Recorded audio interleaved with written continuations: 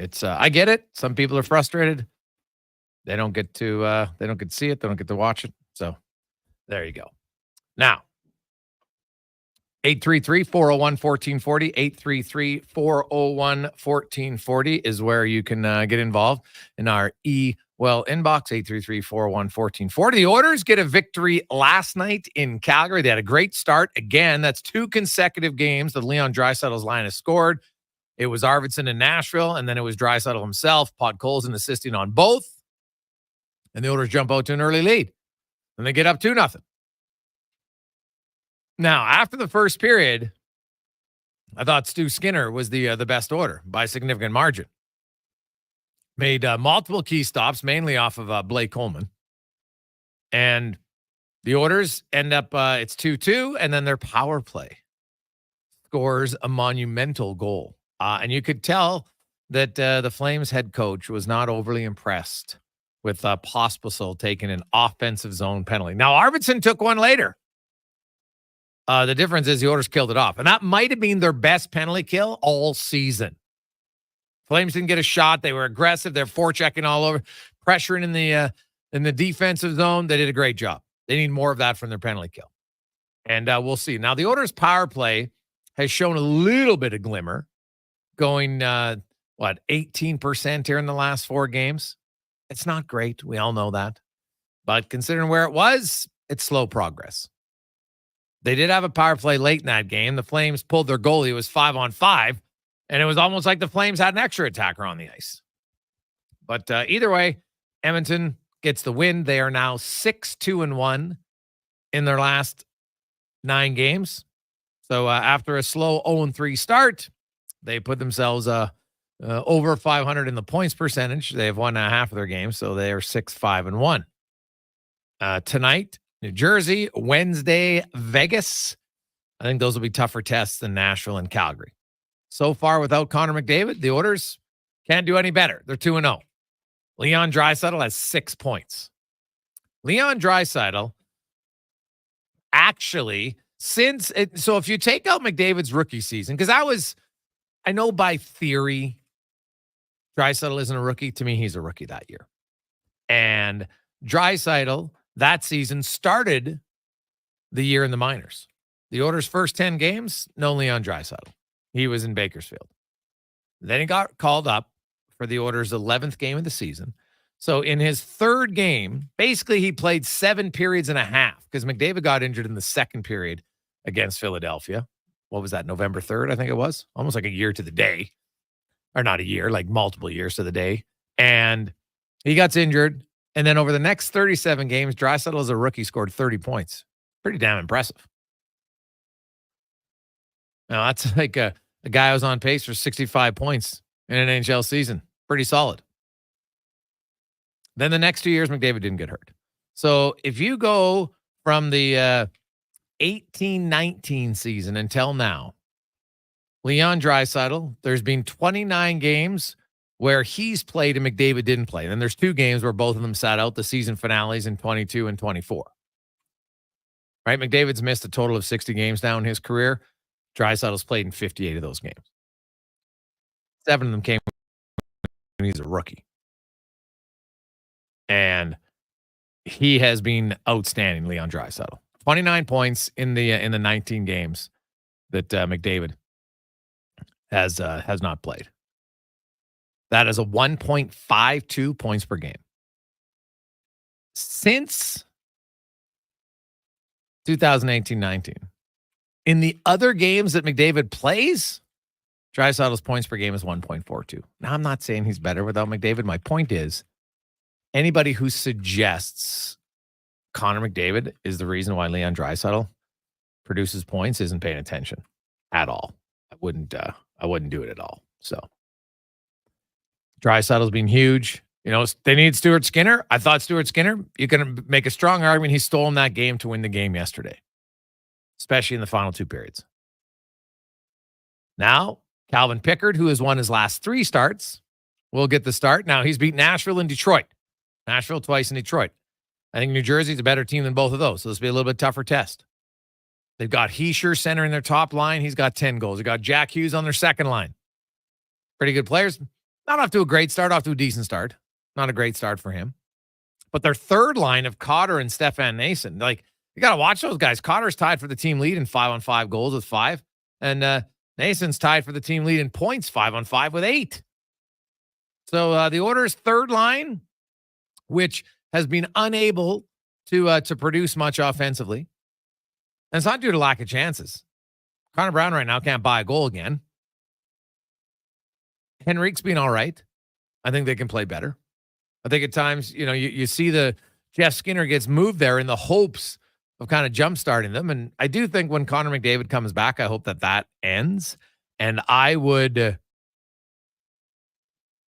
look at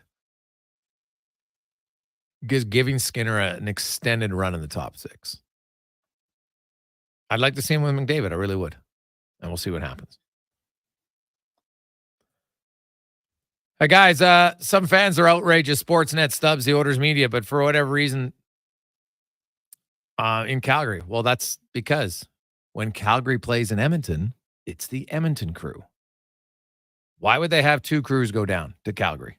It's cost effective, right? They got the games on Sportsnet. This has been a few years now. When the games are in Calgary, then the games are done by the Calgary crew now. Games are in Edmonton, they're done by the Edmonton crew. That's just how it is. So it's nothing against Edmonton. It's not a snub. Simple numbers. That's what it is. So there you go. We're here. Thanks for Hey guys, I'm concerned the Oilers aren't going to be able to find a second pair right defenseman. Are there any available that I'm missing? From Stanley. Stanley?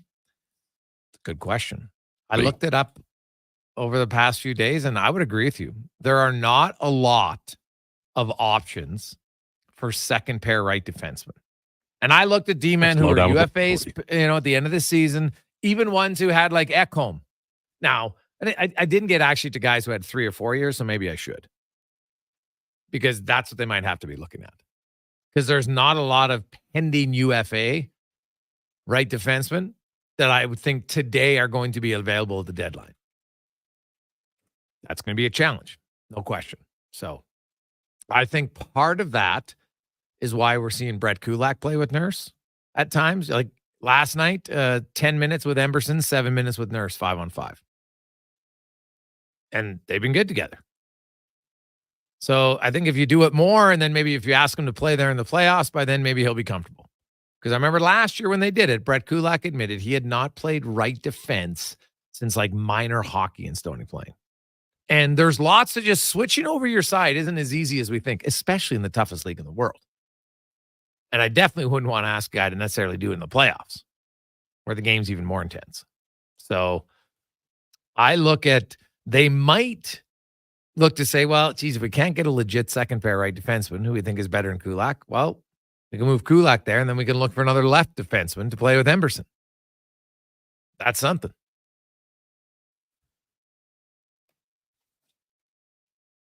Hey, Gregor, don't you think Barry would have been a better placeholder than Dermott? Brad? 100%. Yes. I said it all along. If the Oilers were going to sign, their 7th defenseman needed to be a right shot defenseman, not a lefty. Because barring injury, the left guys are never coming out. Kulak, Nurse, Ekholm's not happening. So you get another right guy. If there's a day where there's an injury here, whatever, then you could move Stetcher to the left side. He played there lots in Arizona. But yeah, Dermott, and clearly the coaching staff, because when Stetcher, because he's a right-hand shot, when he's in, the D pairs are a little bit more consistent. When it's Dermott in, they don't stay together as often. And I think a lot of it just has to do with the lefty-righty factor. And they look and say, hey, we like Kulak, so let's play Kulak a little bit more there.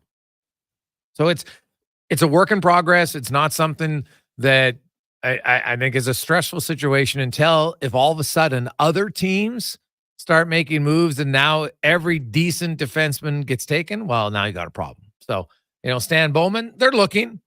We know that historically it's rare to make trades in November. It happens, yes, but it's rare. Now, the longer it goes, you get to December. Now it increases a little bit. January, obviously way more. February, tons, right to the deadline, quite a few. So that's where it goes. Coming up on the show today, Matt Laughlin will join us. Coming up, we'll set up the New Jersey Devils, who spent some time in Canmore this past weekend. They had a day off on Saturday. Then they had an open practice with some fans yesterday in Canmore. Quite the thrill for some young kids there. Sean Brown will be by 3 o'clock. Kevin Woodley's a little earlier today because we have the pregame show starting at 5:30. Because in case you don't know, it's scheduled. Well, the broadcast starts at 6:30. Puck drops around 6:38, 6:40-ish. We'll have Woodley, Cam Tate with the 2-minute warning. We'll talk a little NFL. Spec is back. He will join us. Also, the CFL. We know no surprises in the CFL, as both of Toronto at home and Saskatchewan at home took care of business. How about Toronto? 58 points. Ottawa continues to be roadkill on the road. So now the Argos will go to Montreal, and Saskatchewan is in Winnipeg. Those games, of course, coming up this Saturday. It will be at 1 o'clock Edmonton time for the East semifinal and 4:30 for the West semifinal. And depending on the results of that could speed up Chris Morris's interview search for the GM, because now that BC's out, I think there's another guy they're going to talk to, and I think they're probably going to wait for Winnipeg potentially, not a guarantee, but I think Gouveia has a really good chance that he could be interviewed for the GM job. As I said on Friday, I'd heard he would get an interview. They officially asked for it, but that was not a surprise. We knew that was going to happen. I think that interview will actually happen this week. And away they go. It's big time. Some big decisions for Chris Morris. I think it's smart to interview lots of people. You get a good sense. Somebody might see something about your organization that can help you. If it's me, I'm hiring Ed Hervey. And I'm signing Trey Ford. That would be my direction if I was Chris Morris, but I'm not Chris Morris. So we'll see what his direction plan is. Matt Laughlin will join us when we return on the Jason Gregor Show on Sports 1440, Oilers Nation, YouTube, and Facebook. Japa Machinery Group knows that XCMG may not roll off the tongue, but Japa's team will help keep your construction jobs rolling on time and on budget with heavy equipment sales and rentals. Visit japamachinery.com to find out more. Hey, sports fans, we've got a clear choice for you. At Crystal Glass, we provide customers with the perfect glass for any job. From home to auto and even commercial, installation or repairs, we're your team. Call 310 Glass or visit crystalglass.ca. Crystal Glass. Hockey is back, and Play Alberta, Alberta's #1 sportsbook and official partner of the Edmonton Oilers, has you covered with bigger offers, boosted odds, live betting, player props, and more. New to Play Alberta? New players now receive $200 in free bets just for signing up. You already play? Get a $10 free bet for every $100 you bet every week all season long. Visit playalberta.ca and make your picks today. Bonus terms and conditions apply. Noodle, noodle, nood, noodle, nood, noodle, nood, noodle, noodle, nood. Noodle, noodle, nood, nood, nood, nood, noodle, nood, noodle, noodle, nood,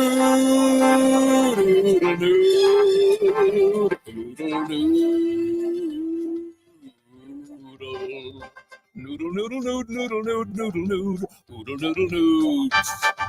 Noodle, noodle, nood, nood, nood, nood, nood, nood, noodle, noodle, nood. Troll low down to Oodle Noodle tonight because dine-in is open.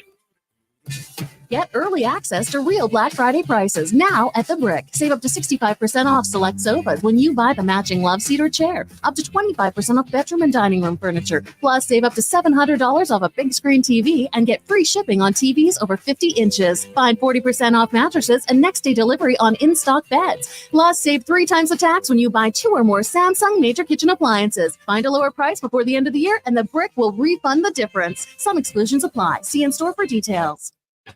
I'm Colin Livingston, president of Cantork. Since 2016, we've been at the forefront of hydraulic torque wrenches in Canada. I'm delighted to share our latest venture, in-house production for quicker turnaround, superior quality, and heightened versatility. Experience excellence at cantork.com.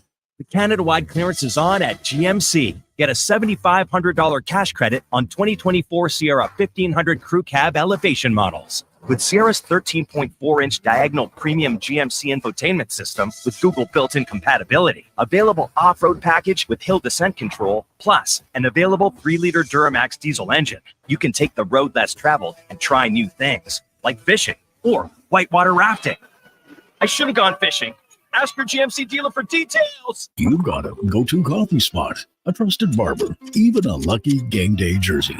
But when it's about looking your absolute best, there's only one name you need. Mr. Dirk. Family run since 1939, we're experts in crafting impeccable tailor-made suits and offering a wide variety of everyday styles. Pair that with personalized one-on-one fittings and the convenience of on-site tailoring. Mr. Dirk elevates your style game. Visit our Edmonton store or explore MrDirk.com. Score big on style with Mr. Dirk. Big news that'll fit your fencing needs and more to a T. Metal Supermarkets now carry 6-foot steel T-posts, studded or drilled. Perfect for snow fencing, egg fencing, garden fencing, all kinds of fencing. En garde, monsieur. Except that kind of fencing. Oh, then I bid you adieu. Plus, steel T-posts provide solid support for tree transplants. For details, see the convenience stores for Southside, West End, metalsupermarkets.com. Employee pricing is on now at GMC. Get up to $10,104 off select 2024 Sierra 2500 AT4 models. Make loading easier than ever with the world's first 6-function multi-pro tailgate. Make hauling easier than ever with up to 14 available camera views, including transparent trailer view. And make finding tunes easier than ever with a class-leading 13.4-inch diagonal center touchscreen. Yeah, let's get to work. Ask your GMC dealer for details.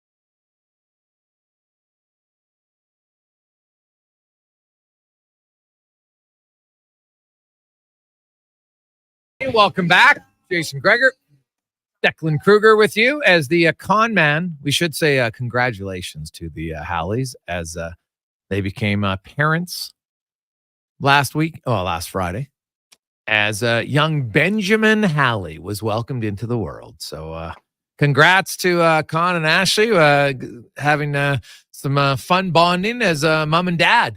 Now he's officially old. He's a dad. So we'll see. I'm sure you'll see lots of pictures with Ben in his Chargers baby gear very soon. I would think anyway. I wonder how many onesies he has already that are Chargers. We'll see. So congrats to the con man. He will be back next week. As let's go around the NHL, brought to you by McDonald's. And did you know every Tuesday, Thursday, and Saturday, you get the Fan Day deals where you can get a Big Mac, a McChicken, or a filet of fish for only $4 plus tax at McDonald's through the app, though, only through the app. So get the McDonald's app and you get a good deal on a burger. As we are joined by the longtime voice of the New Jersey Devils, fresh off of a stint in Canmore. Matt Laughlin joins us. Matt, how you doing? Jason, I'm doing well. And it was a beautiful stay up there, as you know all too well. That is just a gorgeous part of the world. And it was just a fabulous weekend. Did you get any hiking in, Matt? A little hiking. We went up. We did take the gondola up to the top and looked around and walked around a bit too. And then we hiked to some fine establishments for an adult beverage or two and then joined the mountain air. No, love it. Yeah, well, I saw the open practice. Quite a thrill for some kids. And really, it's probably a thrill for the players too. You get out there and anytime you have the fans up close and personal, it kind of reminds you just kind of what a big deal it is and what a fun deal it is to be in the National Hockey League. Yeah, absolutely. And in fact, Iko Hishu was saying that it brought back memories for him as a young player in Switzerland when they would go see some of the Swiss teams practice. And then, some of the players from Switzerland who had preceded him, albeit for some just by a few years, but enough for him to look up to like a Roman Josi or a Nino Niederreiter and go like, wow, you've established the path. He mentioned Mark Streit as well, a path for Swiss players to get to the National Hockey League. And he said it brought back very warm memories and it was a thrill. And he also said not that he didn't realize it, but it was a reinforcement of just how important the sport is up here, right? I mean, it was packed on a Sunday morning as a lot of young kids were out, eyes open, watching NHL players in a real practice. Well, the Devils right now probably have the greatest, if you look at in NHL history, the greatest Switzerland tag team of teammates with Timo Meier and Nico Hischier on the same team as, both of them are going to get their 400th career point at some point this season. Meier needs 4 goals to 200 and 6 points to 400 points. And Nico Hischier right now tied for the league lead in goals with 10. He's off to a great start.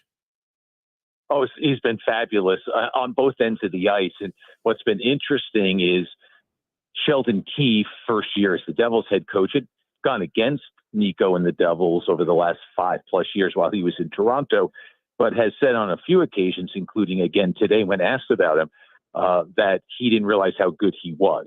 When he sees him day in and day out, the way he carries himself in practice and what have you. But this has been a really big year for Nico out of the gate. I think that he, along with a lot of the players who returned, if not all of them, quite frankly, very disappointed with what happened last year and determined that this team, which has been projected to be, a club that's on the ascendancy and look out, well, they fell on their faces last year for a variety of reasons. And I think he is determined as the captain to say, let's not let that happen again. And let's live up to our billing as a team with a lot of depth, a lot of talent, a lot of young talent, and let's go. And he's been leading by example for sure. Man, it's got to be a fun debate in New Jersey. Who's the top line for the Devils? Flip a coin. I mean, you would say Jack Hughes just because of notoriety and the fact that 2 years ago when the Devils were fantastic, he had 99 points. Jesper Bratt last year had a career year, but I don't think they take too big of a dip if you were to say, well, Jack's line is number 1 and Nico's line is number 2. And you could easily flip it too because of the way that Hischier has been playing. Dawson Mercer's found a nice little life too with the Devils and those top 2 lines. So overall, I think that it is really flip a coin. I don't think you can go wrong either way. Maybe if you were splitting hairs, Hischier is better on faceoffs than Jack Hughes is. So maybe you'd say, okay, in a critical moment, we need to win a faceoff. We'd send that line out, but they're very, very close. And that makes it a challenge for any team that's opposing them. Like, who do we try to close down tonight? Who's our focus on? Matt Laughlin joins New Jersey Devils in town after a weekend in Canmore. Beat Vancouver handily in Vancouver last Wednesday, then lost a close game in Calgary 2-0. The Devils started out great, 4-1. They're 2-3-2 in their last 7. 5-2, and then they're 2-3-2 in their last 7. Not terrible, but the goals against in their last 7 significantly higher, basically double than their goals against in the first 7. Has there been a little bit of leaky defensive play in that stretch, or was it just a few games? Because I noticed Markstrom's only allowed 4 goals in his last 3, so it's really just come down to kind of a 4-game little hiccup for the Devils defensively? I think that's partly the case. I mean, they just, against Tampa and against Washington, they just look to be in disarray at times defensively. I think part of it is new system, new coach. They have had very few practices. All that's an excuse. I get it. But when you're learning a new system and you wind up having to travel to Europe at the beginning of the year, you don't have a lot of preseason practices. And then you come back and you're just trying to squeeze it in a hectic schedule. I mean, the Devils have played more games than any other team in the league. It's been a little bit of a steep learning curve for the Devils on how Sheldon wants to play. And so at times there has been holes in the defense. They also started the season with 2 guys who weren't expected to play in a third pair role. Shimon Nemitz, who's now the number 7 defenseman, and Seamus Casey, who started the season but now is down in Utica in his first professional year. So they were without Luke Hughes and without Brett Pesce, and as those 2 have come back, they've helped solidify what's a pretty deep top 6. So yeah, there have been better times lately, but those in a short sample, games like they had are going to blow up save percentages and goals against and things like that. So they're kind of working against that as well. Goaltending, is Markstrom starting tonight? He is not. It'll be Jake Allen who gets the nod. Okay. Yeah. It's been a while since Jake has played. I mean, is the number 2 goalie. I thought coming into the season it would be more 1A, 1B, but the Devils have, by action and by words, said that Jacob Markstrom is number 1 and Jake Allen is number 2. So the starts will be a little fewer than I think Jake Allen would like, but he had one of those blow-up games too that's affecting his mark. But he's got one of the team's 2 shutouts this year, and he's been more than a capable backup. But it'll be Jake Allen tonight for sure. Okay. I've noticed young Nemec, and now they got, you know what, they got some veteran D. They got a young guy in Luke Hughes. Nemec is sitting out, and I see, I'm like, oh, it's not only the Oilers whose people get upset about if they don't play the young guys. Where do you see his development going? And it's a tough league when you got aspirations, I think, as high as the Devils, and you got pretty good defensemen. Where do you see him slotting in? Yeah, and listen, I am not playing the role of Tom Fitzgerald here, but I would suggest that when we come back from this trip, which it ends tonight, there's a good chance that Nemec may find himself going to Utica to play. You can't take a 20-year-old defenseman who has a terrific skill set and just needs reps and have him be a healthy scratch. And the 6 that are now playing ahead of him have given no reason for Sheldon Keefe to take them out and make a change. So, knock on wood, unless an injury were to come up, I think Shimon is going to find himself down in the American League. And, that'll be difficult emotionally for him because, he played 60 games last year after injuries conspired to knock the Devils off kilter, but he played 60 games last year and he is the 2nd overall pick. So he has high expectations for himself. So not saying that definitely will happen, but you cannot continue to sit him out and expect any kind of development. So I would think ultimately he goes down, and how long he's down there obviously will depend on him and some other circumstances. But I think that's what's going to happen with Nemec. Yeah, that would make a lot of sense. Matt Laughlin joins us here in Sports 1440, Oilers Nation, YouTube, and Facebook. Nico Hischier, is it safe to say that in an ideal world, that's the line they're going to want out against Draisaitl tonight as much as they can? Yeah, for sure. And the defense pairing you'll see out there, and it may surprise some listeners because they've been so good at the beginning. And it's kind of like, really, Johnny Kovacevic? The Devils picked him up for a mid-round pick in Montreal, and he's paired with Jonas Siegenthaler, by the way, the 3rd Swiss guy on the team, and they have been very effective as a shutdown pair. Now, who knows, they may get blown up tonight, but yeah, it'll be Hischier out there as often as he can be out there against Draisaitl, and it'll be those 2 defensemen out there often as well. And I guess the key is don't get through the first minute, right? If you can keep Draisaitl off the board in the first minute, you might have a shot. But yeah, that'll be the line that'll be out there. Yeah, that's quite the change. Oiler fans will tell you, because up until recently, the Oilers were sleepwalking through first periods. They only had 3 first period goals in their first 10 games, but suddenly have scored 4 now in their last 2. So they've woken up a little bit, having better starts. And who knows, maybe sometimes that's how you get woken up, is when your best player is out for a short period of time. No McDavid tonight, although he might be back by next week. He was saying Saturday. That might be a little premature, but we'll see. You look at this overall Devils team, and you talk about the step back they took last year and how, as a group, and Hischier and everybody wants them to take a step forward. When you look back on that from 180 feet, Matt, and you say, okay, like, what ultimately, like, was it just the injuries like Dougie Hamilton and other ones? Or was it a combination of things? What did you see wrong from them last year that you're pretty confident won't repeat itself this season? Well, they went in last year, just to rewind the clock to a couple of summers ago, and they did not re-sign Ryan Graves. They wound up trading Damon Severson. And so they lost a lot of experience. Now, whether people view those 2 players as real solid defensemen, but there was a lot of experience that went. And then once Dougie got hurt, you lost about 1,600 games on defense. Yeah. And you were replacing them with Luke Hughes, who had only played briefly the year before, and Nemec, who had not played at all. And so young guys are asked to play roles that they probably were too young to. And then throw, like last year, Siegenthaler did not have a good year. He was hurt. He got concussed at one point. He's had a bounce back year. So suddenly there was this void in experience, and then the goaltending got exposed by that. You know how that goes hand in hand. If you have a good defensive side, you're probably going to have decent goaltending, vice versa. They support each other. Well, defense wasn't good. Goaltending wasn't good. And my mama told me a long time ago, that is no way to construct a team. So it was just a series of circumstance. But I think the inexperience on the defense is what really led to it. Thus, the Devils went out and signed Brett Pesce. Thus, they went out and signed Brendan Dillon. Now Dougie's back, and this looks like a vastly different defense. Again, with the improvement of Siegenthaler over last year as well. Look at Cotter and Stefan Nason. Like, they've been killing it as a third line. They're tied for goals 5-on-5 in Cotter, and Nason's tied for points with 8.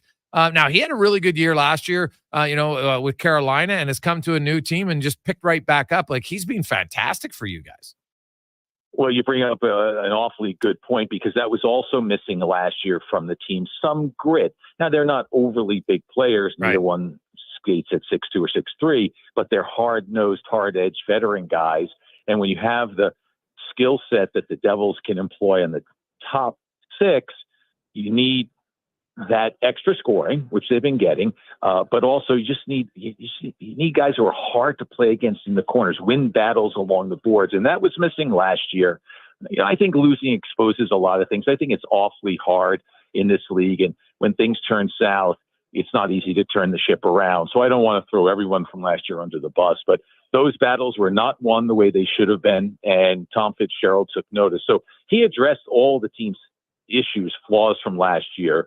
More experience on defense, some more size on defense, more grittiness in the forward group, and he went out and got himself really 2 goaltenders, Alan Keane at the trade deadline, essentially, but he was determined to improve that position, and he's done it. And while the results have been kind of mixed up and down as they work their way under Sheldon Keefe, you can tell this is a much better team. What happens tonight is anyone's guess, but this is a better team than last year for sure, by far.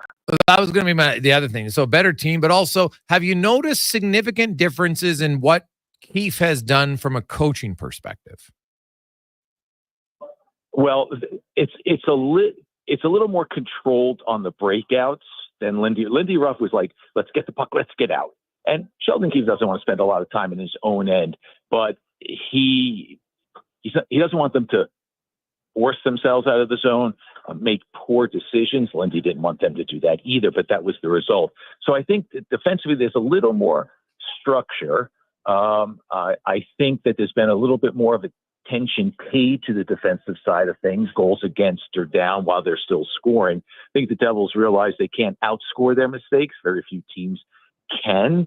So let's take advantage of our natural scoring ability, but make sure we protect the other end of the ice. So, systems in generally is a lot of similarity. I think there have been some changes. Overall, I think it's just a new voice, and someone who brought a lot of experience with them, has had a great deal of success, albeit not in the playoffs, but we're not talking playoffs yet. So I think it's a good marriage, but it really is getting to know each other, and that's the phase we're in now. Well, Matty, we'll see you at the rink, my man. Enjoy the game tonight. Have a great day. Yeah, Jason, thanks very much. And I'll leave you with this. Can any young couple, newly parents, ever have enough onesies? Oh, yeah. You never know. No, probably not. Have a diaper party. That's the best type of party for newlyweds. Tell you right Bingo. Greg, it's a classic. I love it. Thanks, man. All right, man. Talk to you. Bye. There you go. That's Matt Laughlin from New Jersey. And yeah, you look at the Hischier line's been really good. The Cotter and Nason line's been outstanding as their third line. And Hughes and Bratt, by their standards, are off to a little bit of a slow start. Not bad by any stretch of the imagination, but I think if you're the Oilers, you would hope that that continues tonight in Edmonton. You have to be leery at the Devils. Their top 10 team in offense. They can definitely score, right? Hischier leads them with 15 points, 10 goals. Now, they have played the most games in the NHL, so their point totals are going to be a little bit higher. Hughes, by his standards, not a point-a-game guy, right? 12 points in 14 games. Not awful, but you know what? If you prorate that, that's not the production they want from Jack Hughes, right? They want more. So you would think that at some point he'll catch fire. Maybe not tonight. 2:37, Jason Gregor. Declan Kruger with you on Sports 1440, Oilers Nation, YouTube and Facebook. A lot of texts to get to, 833-401-1440. We'll get to those. We'll also hear from Chris Nava. Connor McDavid. So you're telling me there's a chance. We'll talk about McDavid next on the Gregor Show, presented by PlayAlberta.ca. Could you grab What does excellence mean to you, and how does it impact your decisions? Friends, it's Carrie Dahl, and I know that at Volvo Cars Edmonton, excellence isn't an option, it's their everything. From customer satisfaction in sales, service, inventory, and retention, they excel in all. Congratulations, Volvo Cars Edmonton, Canada's only 12-time Volvo Excellence Award winners. Volvo of Edmonton. We all live in Canada, right? And we all know it gets cold, right? And every second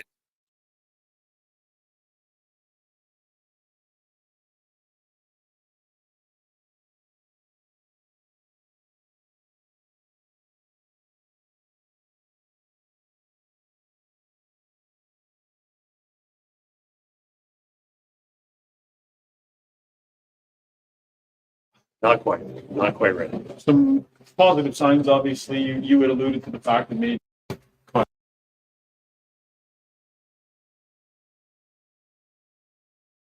Connor in today. We wish. Not quite ready. Some positive signs, obviously. You had alluded to the fact that maybe, things were moving along here. Do you have a sense on a realistic timeline? I don't. We talked, he was on the ice today. I have not talked to TV, but hopefully it's sooner than what we initially thought. But tonight, no, and we'll day to day, maybe a week. We'll see.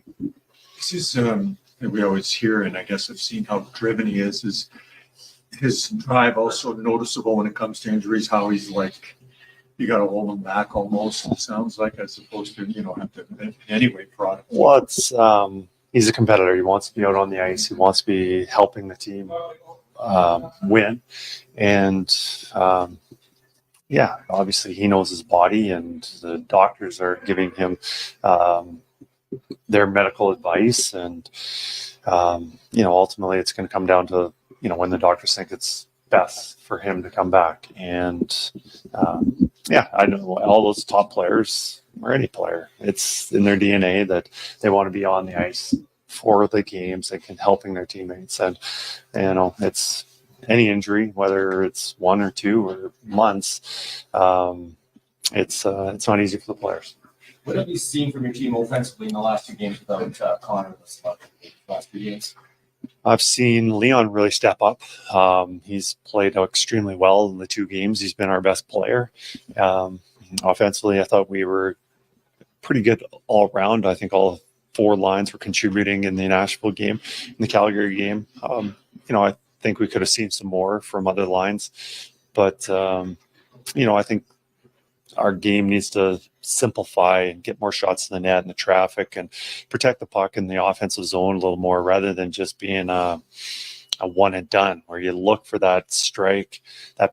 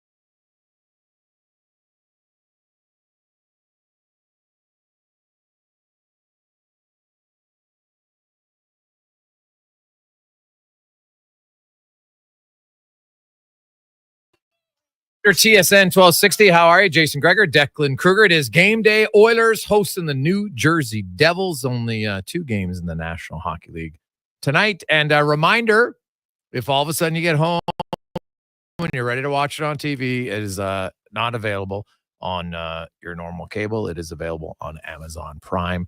They have the Monday night national broadcast rights now, and I think there's 4 Edmonton games during the season that will be on there. So just keep that in mind before you I get it. People are like, where is it? Well, that's where it is. Sorry.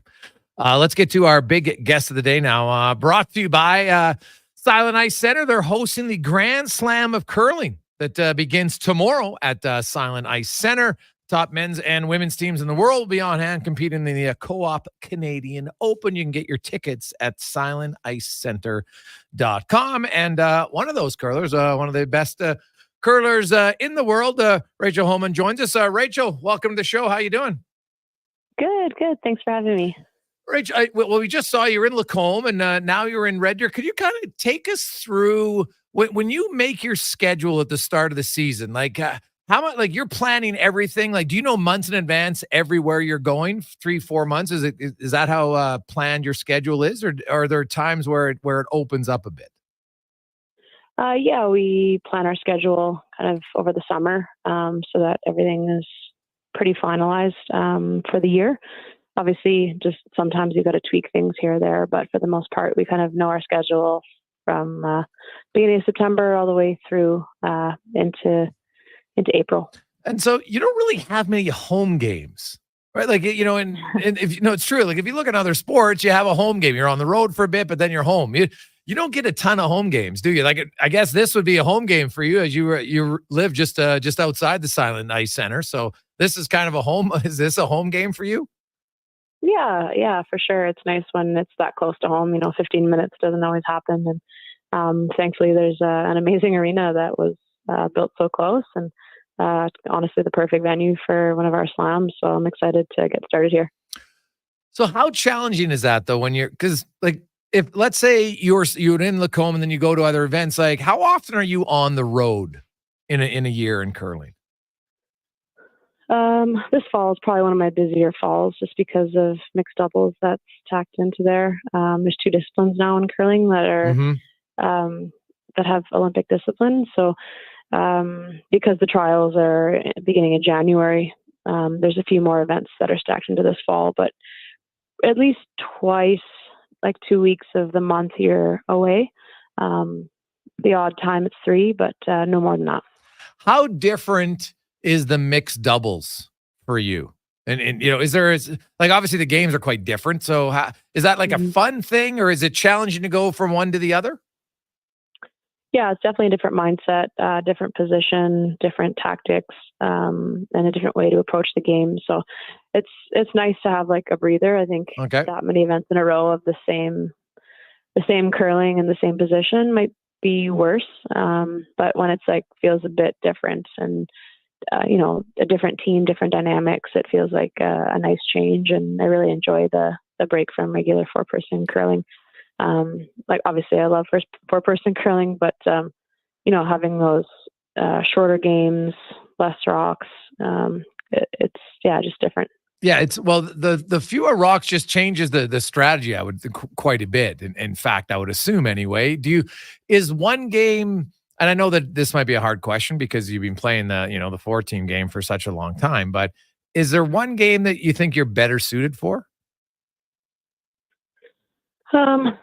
Yeah, I think I'm definitely better at 4s than mixed doubles. I think mixed doubles just brings so many challenges that, it's tough to really nail it down because it's always changing and really ice dependent because it's always the same setup. So if some places curl more than others, and there's some shots that are there and some shots that aren't, it's always the same setup. So it's a little bit different with tactics and just a little bit more challenging, I think, especially because you don't have those extra players for line calling and sweeping. It is a lot of running around and managing rocks, just 2 people. Okay.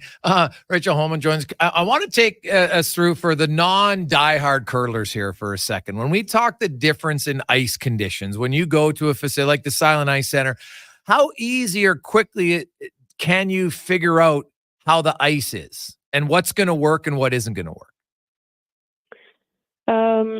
Yeah, I think for 4-person, kind of pretty much all the shots are there with sweepers and Okay. line calling. And I think you just got to learn the ice and then play your tactics, accordingly to whatever spots are conducive to making shots. And just ice mapping is really important in the game, and trying to be the first person to figure it out. Usually you come out the winner at the end of the game. Looking ahead to this week, and just kind of how's the season, or how would you evaluate your season so far?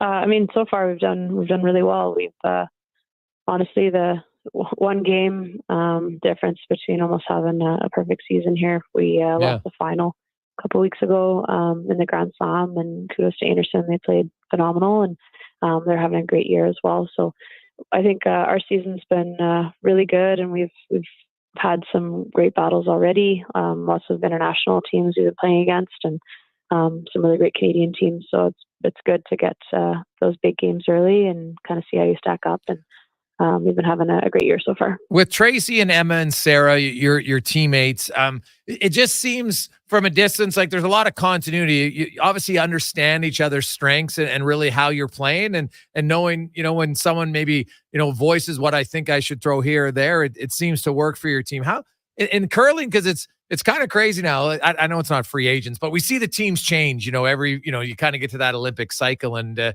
I don't know if it's fun for the players or not, but your team seems, can you kind of enlighten us on the continuity factor and how important that is for your group? Hello? Hey. Oh, there you go. Okay. Sorry, I just cut out there. Yeah, no, that's no problem. Just the continuity factor on your team with Tracy and Emma and Sarah. It's been awesome to be able to play with the same teammates for multiple years. You just don't have to restart every year, and learning new communication styles and new personalities and how that works on the ice and off the ice. So it's been great to be able to play with the same team. Obviously we had a new team starting of this 4-year cycle, but Emma and Sarah obviously have been with us for a while. So it's a lot easier when you have fewer player changes, for sure.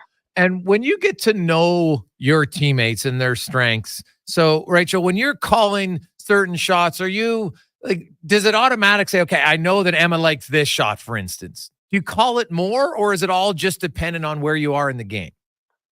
Yeah, I think it depends. Like, you got to know your strengths on your team and lean on those a little bit when you can. But a lot of it's just tactics.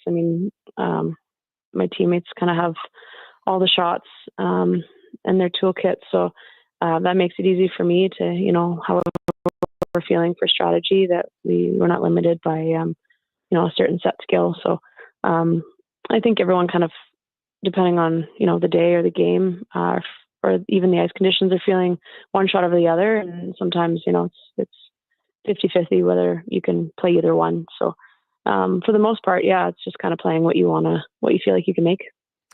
You talked about, almost kind of having the perfect season thus far. So I'm guessing you have high expectations, but you also, like, your confidence factor. Can you talk about just how, when you enter this coming, you start this, the co-op Canadian one tomorrow at the Silent Ice Center, and just, do you feel it when you enter? You're just like, well, we can win. And it's not, we have to convince ourselves we can win. We know we can win. And how much of a factor does that go into your team's success? I think confidence, obviously, for any sport is really important. But I think the world and the field is so strong at the Slams. I think most teams go in with that confidence of, they can win on any given day. And so I think just keeping our confidence high and keeping within our team and focusing internally rather than externally, because there's just so much talent. And it's, it's hard to win any game out there. It's round robin, and, anybody can beat you whenever. So you always have to make sure that we're trying to be on top of our game and trying to keep getting better every game. Rachel, what do you say to young curlers out there? And what's the key? Because the curling from when you were in junior till now, like, the landscape has changed significantly. What's your recommendation for those who feel they got a real shot at curling? What's the best path to go now? I think just working individually on yourself and continually to try and to improve the small things in your game. It really snowballs from there, I think. And I think when you kind of jump over the basics and, I think that's kind of where people go wrong is, you always have to master those basics and have a good base before you can start making, the different shots and playing with different throws and different releases and different things. You really have to be consistent to begin with before you can kind of move to that next level and managing rocks and learning the strategy and things like that. So I think it really starts at the base level and making sure that you have a good foundation. And then what about positioning and knowing maybe what your strength is? Some people might be a better second. Some people might be a skip. Like, I get why everybody wants to be a skip. I totally understand it. But is that something that comes at a younger age, right? Or is it best to play all positions and figure it out? Or there's some that are just better suited early, and if you're a good two, then just stay at a number second? No, I think especially if you're just working on your game, I honestly think that people can play any position. Okay. And found a few people that, really feel like they can only play one position. And then if you have a few people that can, multiplayers where you can put them in wherever to best, complement each other and complement your team, then that's really ideal. I don't think, we've got a team of backenders on our team. Thirds and skips is what our team's made up of. And, we just find a spot that makes sense. Every position right now is contributing to tactics and to shot management and, making sure that the rock ends up in the right spot. And you need to know the game and understand, how ice conditions change and be aware of a lot of things. So, I think trying to learn the game as much as you can from, that back end position. And even if you are front end, trying to learn it as much as you can and study the game. There's so much game tape out there. So it makes it very, very much available to anyone trying to study the game. And just always trying to keep your options open. Anderson's team was made up of a team of skips as well. So I think there's something to that. Rachel Homan joins us, of course. They're in town starting tomorrow at the Co-op Canadian Open down at the Silent Ice Center. Lastly, Rachel, obviously curling, your passion sport. Do you have a favorite sport outside of curling that you like to watch, and then maybe one that you like to play? I like watching hockey and football. Obviously, playing a winter sport makes that challenging. But it was sure fun watching the Oilers try their hand at the cup there. That was exciting for the city and really exciting to watch. I like playing golf. I wish I was better. Join the club. I call myself a golfer, but I sure pretend like I can golf. That's yeah. Are you calm on the golf course? No, I'm angry. I always know I should be playing better than I am. It's lots of fun, Well, I would assume for somebody who's a high level athlete and precision's a real part of your game to have success in curling, right? Like it's game, and then you get to golf and it's like a real game of precision, and man, it can be infuriating because I'm assuming in curling you don't have days where you can shank one in golf pretty easily. It's rare for you to probably shank one in curling, I would think. Well, I don't know. You'd be surprised. It happens sometimes, yeah. Okay. Well, Rachel, we look forward to seeing you down at the Silent Ice Center. Best of luck in a rare home week for you. Yeah, I'm excited to get going here. There you go. There's Rachel Homan. She, of course, from Beaumont now, born in Ontario, but lives in Beaumont. And so playing right in her own backyard at the Silent Ice Center for the Co-op Canadian Open. It gets going tomorrow. Many of the best men and women curlers in the world will be there. So if you're a curling fan, it's a fantastic, fantastic facility. So highly recommend you check it out. SilentIceCenter.com is where you can get your tickets. 257, Sean Brown will join us after a Sports 1440 update with Declan Kruger, brought to you by Booster Juice. 25 years. They are celebrating it. Dale started that company right here in Edmonton, baby. That is an unreal success story. And they're bringing back some of your faves. Try the original, the creamsicle, or the marathon. Right now, get the Boosters Reward app or go in store at Booster Juice. This is the Sports 1440 update.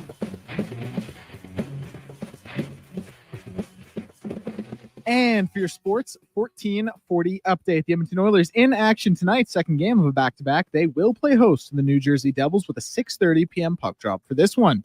Only other game in the NHL, we'll see the LA Kings in Nashville taking on the Predators, and 15 games in the NBA today. It all gets going with Milwaukee and Cleveland at 5. Toronto in action out in Denver, taking on Nikola Jokic and the Nuggets at 8. Other news around the sporting world, Blues defenseman Philip Broberg will be out 4 to 6 weeks with a leg injury, and suspended Colorado Avalanche forward Val Nichushkin has been cleared to begin practicing according to the team today. NFL news is the New Orleans Saints have fired head coach Dennis Allen after losing their 7th straight game on Sunday, while the Las Vegas Raiders have fired offensive coordinator Luke Getsy after falling to a 2-7 record this year as well. Dallas Cowboys quarterback Dak Prescott is expected to miss several weeks with a hamstring injury, and San Antonio Spurs coach Greg Popovich has suffered a health issue before Saturday's game, leading assistant Mitch Johnson to be the interim head coach for an indefinite period of time. I'm Declan Kruger, and this has been a Sports 1440 update. Sports 1440, a Stingray radio station broadcasting on free.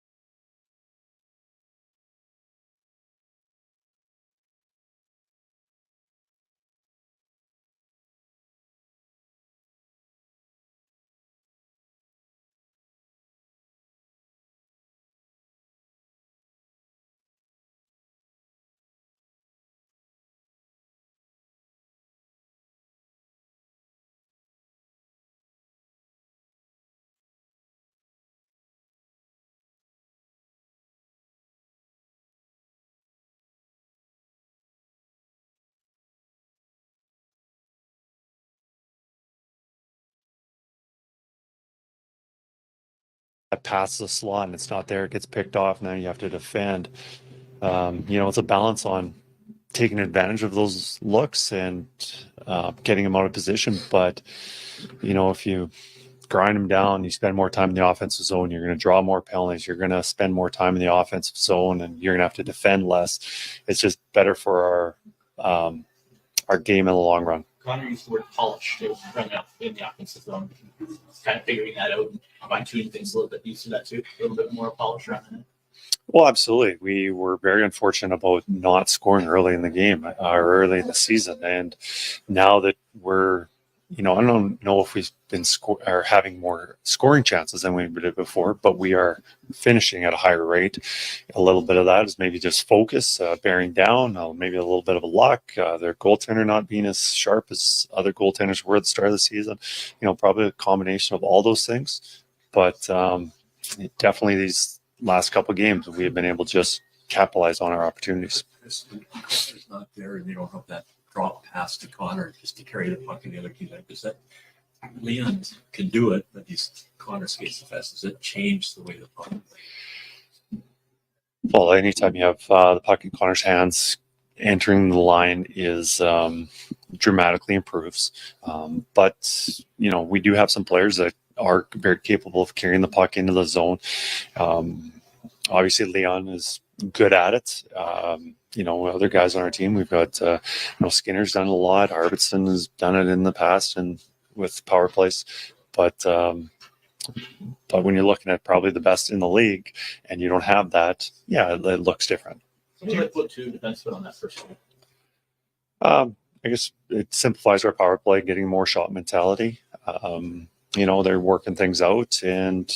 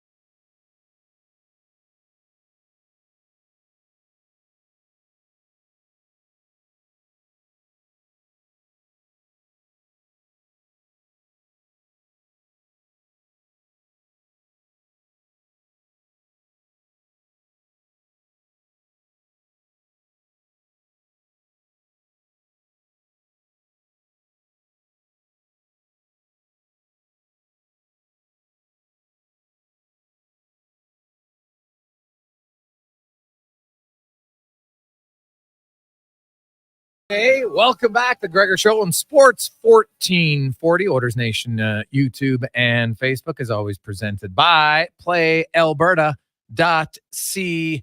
It is your one-stop shop for lottery, sports, and casinos. Why spread yourself thin across multiple sites when you get everything you want under one roof? Play your way today at PlayAlberta.ca. 833-401-1440 is the text line. Lots of text flying in on the Oilers taking on the New Jersey Devils. The Oilers now 6-2-1 in their last 9 games after starting 0-3.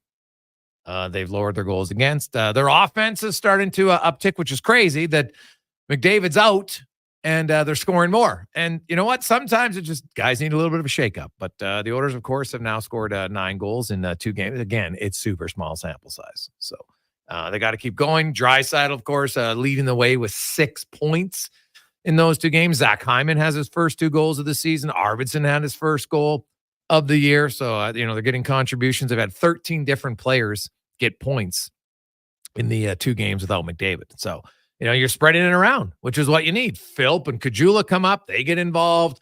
Defensively, you're getting a lot of assists. So, right now, lots to be excited about for the Oilers, as they look like maybe they're heading around in the right direction again. But this next week, New Jersey, Vegas, Vancouver, Monday, Wednesday, Saturday. So a good test. We'll hear from Connor McDavid a little bit later on in the show. He gave you a hint that says maybe by the weekend. Now, they play Saturday, but they don't play again until next Tuesday. That's 3 extra days. That's 72 hours. I think there's very little chance that Connor McDavid would play on Saturday. I wouldn't risk it. Why do it? I know he wants to. Players always want to play. I get it. But I'm thinking big picture, especially if it's number 97. As we welcome to the show former NHLer, first-round pick, of course, former coach and GM in the AJHL, Sean Brown joins us. Brownie, how you doing? Very good. Good. Excited to be back. Excited to see you in some nice clothes there. I don't know if you tweeted it out, but I seen on Facebook there that you had the murder mystery. Yeah, it was like a Halloween. Yeah, it was an interesting look right there. Party, yeah. How'd that night go? It's chilly, buddy. Yeah. Shell, when you're wearing a skirt and leggings, man, I don't know. It was so funny. So we're walking because it's a neighborhood party. I will say that's the greatest thing ever is you can go walk to a party. And so it's not that far. It's like a block, maybe a little bit more. Anyway, I'm walking with my wife. I'm literally outside. I get to the bottom of the driveway and I'm like, holy cow. It is freezing in these things. And she's like, yeah, now imagine people who stand in line at the bars. And I'm like, oh my goodness. That's like true, eh? I remember sometimes in the wintertime, like you'd wear guys always wear jeans or whatever, right? You're wearing your pants and maybe I'd have a toque on and I'd look you see some girl in the bar. I'm like, she's wearing like a skirt. Sometimes they don't even have leggings. You're like, how are you doing this right now? Like, no, I'm like, no, thanks. And that and the any sort of eyeliner, dude, that is no thanks. That was a war to try to get off. Oh, really? Oh, yeah. Yeah. So, and I'm like, it's weird. Like I don't like anything touching my eye. Yeah. Right? Like So tried. Who put it on? Well, of course, my wife put it on. I think I would know how to put on makeup. Like, I don't know. It's the first time. No. So, and she's like, "Oh, this is terrible." Because the minute anything touches my eye, I'm like, right. And she's like, "No, you got to you have to relax, soften your eyes." I'm like, "What are you talking about?" It's a whole process. Imagine waking up like every day. I don't know that's what they're doing. Honestly, I love the fact, and I'm sure you're similar. Like we just get up, I brush my teeth, throw a hat on, ready for the day. It's unbelievable. Yeah. I would say, like my wife doesn't wear a lot of makeup, and which is fine. Like I don't know. I never wanted to date anybody who has like clown face and they have too much makeup on. Yeah, of course. Let's bring. But yeah, I respect the. I've always respected ladies, but I had more for that one. And now you know what skirt. I was just like, geez, that is. I also had to shave. I haven't shaved like had no facial hair in a long time. Because I couldn't really go with a beard or anything or a mustache. So. Now I don't like that look either, so I can't wait. It should be back here in by 3 or 4 days. Well, you look like you were right into character there. Well, you that's had a nice look. Yeah, well, that's what you have to do. The pose. I'm like, if you're gonna do it, you have to. The pose is obviously for the picture a little bit more. But I hate somebody who goes to one of those things and then doesn't play the part. Like if you're there to play the part, were you playing the part the whole time you were there? Well, you're supposed to. Yeah. Okay. Yeah. Mm-hmm. Well, that looked like fun. Oh yeah, it was great. So it's always a good time. There's been different ones. Where we had there was an 80s themed one that was hilarious one time. So Yeah, Alyssa and Wade, they do lots. So it's funny. Wade's dressed up and like he works out. Like that guy's in unreal shape. Yeah. You know, real broad shoulders and Yeah. stuff. And so, but he had like this one piece. I got to get a picture of it. But like we took a picture and I'm looking at him like, God, I look like B. Arthur and you look like China. This isn't great. So it was good times. So good times. So hey, what? Hey, did you hand no, out? wait, Did wait. any kids at your place like? Did they get that mystery food Okay, again? Did I they knew get? you were gonna go Did there, they get but- chips this okay, year? I'm gonna chirp you right now. What did I seen a tweet? Did you just put a bowl out on your step? No. Was that?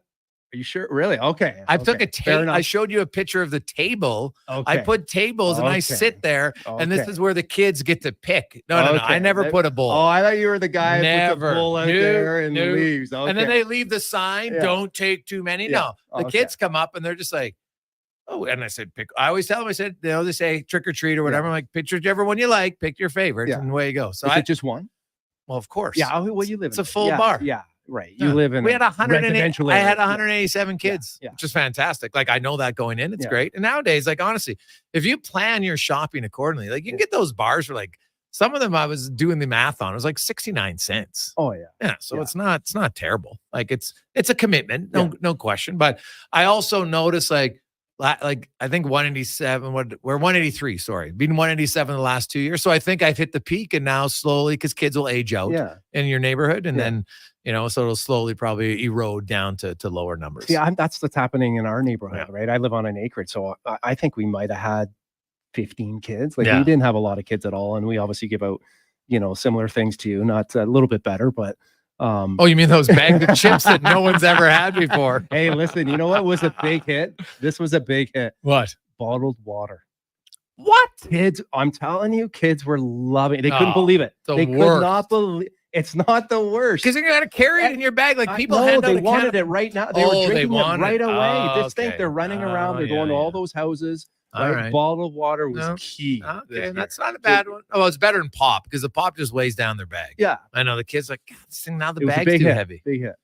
Really, bottle of water. Yeah. Mm. So it was good. Just not a lot of kids. We we got a few houses up for sale. Some of the older people are starting to move out, so maybe some of the younger Yeah. families will come in. Oh, well, so Get the some kids that use. do come though, they're probably getting 3 or 4 of everything. Well, that's what. Yeah, we wind up giving them a whole bunch, and then the last one. Oh, the last one's he just gets like, it all. here, take whatever you like. He's like, Yeah. all yours, man. Oh yeah, no, the Better few you of the, than me. few of the late kids because I had some extras and they're they come late. I'm like, would you like 2? And they're like, are you serious? I'm like, yep.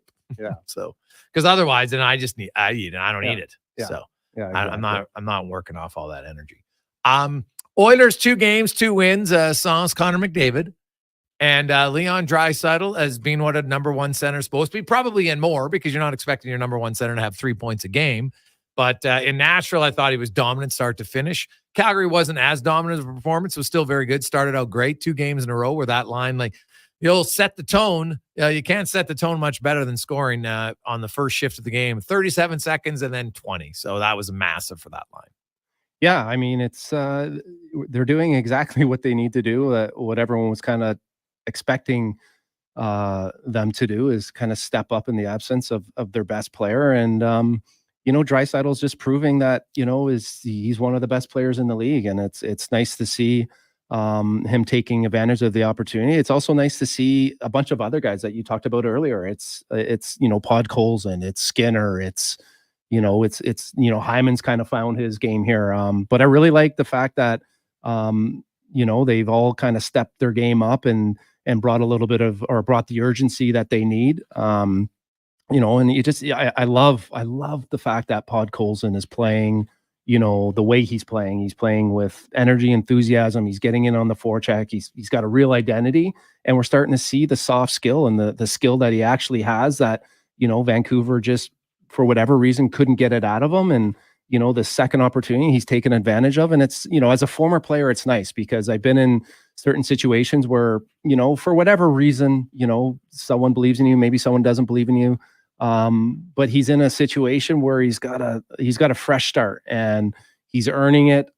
He's deserving of it. And he's showing why he was a high pick. And that's fun to watch from a fan's point of view. Well, you look at him and it was Louis DeBrusque on the broadcast on Thursday who said, well, there's about 90% of the league now that isn't going to look at him, Yeah. because of that. And like, You just don't catch a guy. But it's funny, that Lazon fight, Brownie, it was all offense from both guys, no defense, right? Yeah. And that can happen sometimes where, like, because if you watch the start of the fight, Lozon just starts teeing off, right? Yeah. He just didn't land any of his directly. Yeah. And then Podkolzin comes back and, like you've been in a lot of fights. You don't rarely see a guy connect like that clean. No, like that was, usually they glaze off. I mean, you could tell, once you've seen it in slow motion, like he was leaking right away. And like you said, I mean, But he wasn't out, because if you see the other angle, he braces himself with his arm. He's down. Like, I know people are saying, Podkolzin helped him. I'm like, no, you watch the other angle. Lozon knows where he is. Oh yeah. He just took one. Yeah. He just took one. But he definitely got off to a head start. But Podkolzin, I mean, it was nice. I mean, he kind of had his head down, kind of tucked his head, stayed in it, and he handled himself very well. And if he can add that dimension to his game, that's not something obviously he needs to do all the time. But anytime you have that dimension to your game as a physical player, especially the way he needs to play, it's nice, because you don't want guys, to retaliate, or you don't want guys to feel comfortable with you. So yeah, I mean, it's nice to see. It's nice to see Philp get up, and Kajula. I mean, he had an outstanding camp, and I think it was nice. I didn't expect him to get called up, and when he did get called up, I thought it was a good move by the organization, because not only did he have a great camp, but obviously he's been playing well in the minors, and it sends a good message to all the other guys in the minors that if you're playing well and doing the things that you need to do, you're going to get a look too. Because I wasn't sure if it was him, was it Hamblin, who was going to be the next player in line, but that sets a good precedent throughout your organization about, hey, if you're working and you're doing all the right things, that you're going to get a shot. And good for him. And I'd like to see him. I mean, he's a smaller size player, but plays with energy, enthusiasm, and can really inject that. And that's what the Oilers need. And he's doing a good job. Derek Ryan will come in for Kajula tonight. Oh, interesting. And Stetcher will come in for Dermott on the back end. And of course, Calvin Pickard will start after Stuart Skinner started last night. McDavid was on the ice. It was a very optional skate today. Of course, they played last night. So there's not many guys out there. He's skating. And obviously, he's like, hey, don't rule out Saturday, which you got to have a positive outlook. I totally get it. But they don't play again until Tuesday. I don't. Like, are you playing him on Saturday when the initial diagnosis was 2 to 3 weeks, and you're going to play him in 11 days? Like, when you have 3 full days, like if you don't play Saturday, you don't play again until Tuesday. So that's pretty significant. The nice thing about the way they're playing and the fact that they're winning, it gives them that luxury and that opportunity to give him rest. I think that's, he's obviously the best player, and, I'm sure he's motivated. I know he's motivated. I know that he wants to play, and he wants to play every game and wouldn't want to take any day off. But I think, as well as the Oilers are playing right now, I think that's great in Connor McDavid's case, because it just allows the training staff and Connor just to take some extra days, to actually heal. Whether he could play or he couldn't play, you can err on the side of caution. And I think that helps him, because like if they weren't getting points and they weren't winning, right? Now all of a sudden, it's a different atmosphere, right? It's a different vibe, a different feel, a little bit. Everyone's kind of starting to question a few different, situations. And, so, it's amazing what winning will do.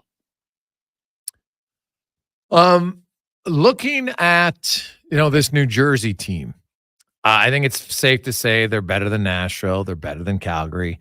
This will be a tougher test for the Oilers tonight and Vegas again on Wednesday. So, I looked at the Oilers. And if McDavid someone asked the question, if he was going to miss 8 games, and 8 games you might not even miss, but if he's going to miss 8, and I said, well, if they went 5-3, that would be unreal. And so, because I know some people think, well, 5-3 isn't that good. I'm like, that's a 50-win season, and if you break it down. So you look at, they start out 2-0. There's going to be 3 more games this week. So who knows? Maybe he only misses 5 games. Maybe. I guess that's best case scenario. So if that's the case, you win 1 more of the next 3. And you're like, hey, we won 3 out of 5 without McDavid. You're pretty happy. Oh, absolutely. Yeah. I mean, we all, when McDavid went down, I mean, everybody was like, oh boy, they were having, they were a little bit inconsistent, and they're obviously still trying to find their game, but there's always a big concern when your best player goes down. And, the fact that what it's done is it's put a lot of pressure on a lot of the other guys in the lineup to see, and maybe in some ways this is what they maybe needed in an odd, weird way, because it's really the importance of everyone, because as good as McDavid and Draisaitl are, this team is a team, and everyone plays a part in it. And now that, sometimes, I've been in a dressing room and been in situations when your top guys go down, it's like, hey, you know what? We can't sit around and wait for Connor McDavid to be Connor McDavid and just win games and do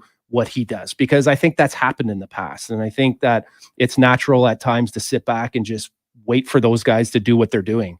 And this has really brought other guys' games, to a level that, we haven't seen early into the season. And, you look at Victor Arvidsson, he's stepped up.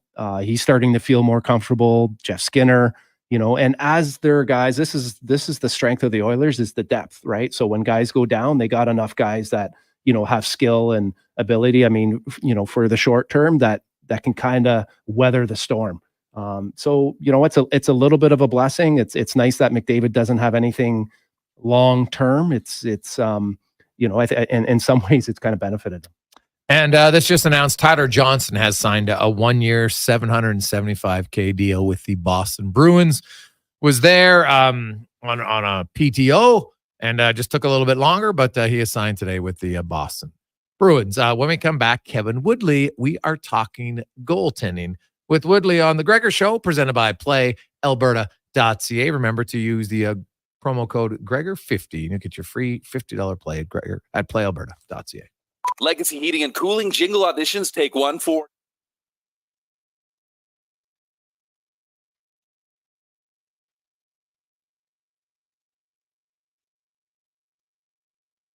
We haven't had very much power play time in these couple games that they've been playing together.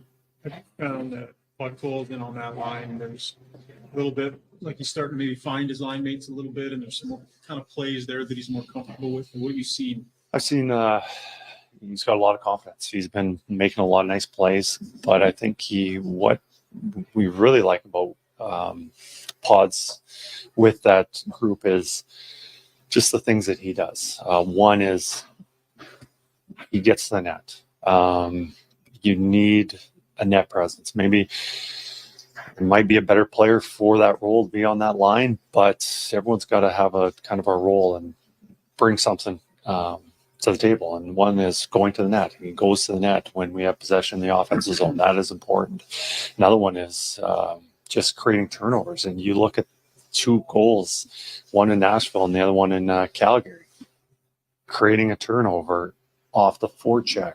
And he did that with those opening goals in both those games.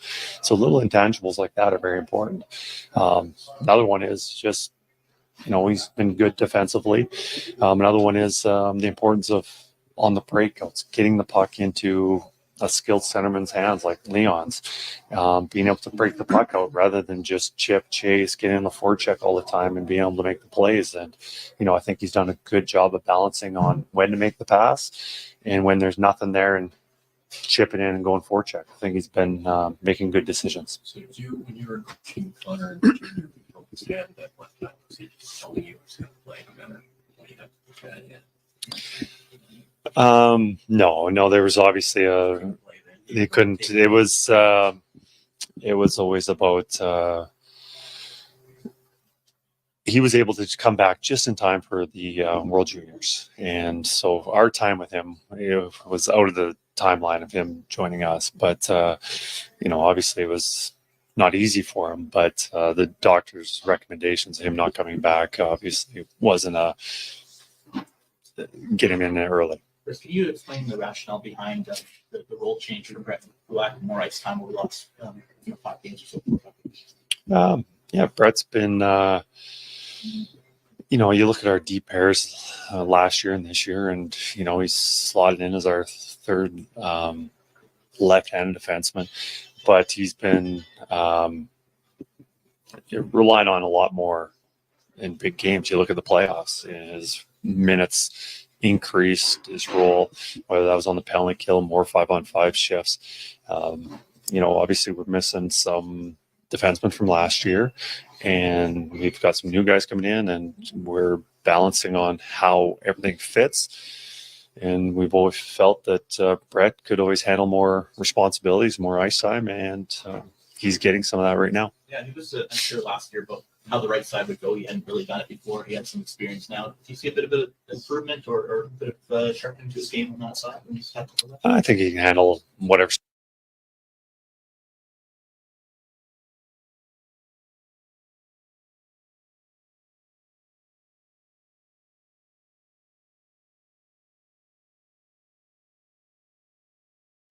Boom! I'm a musical genius. Legacy's going to love this for furnace season. What's not to love? With no interest and no prints of payments for 1 year. Are you always like this? Yep, unlike a furnace, I have no filter. Legacy Heating and Cooling.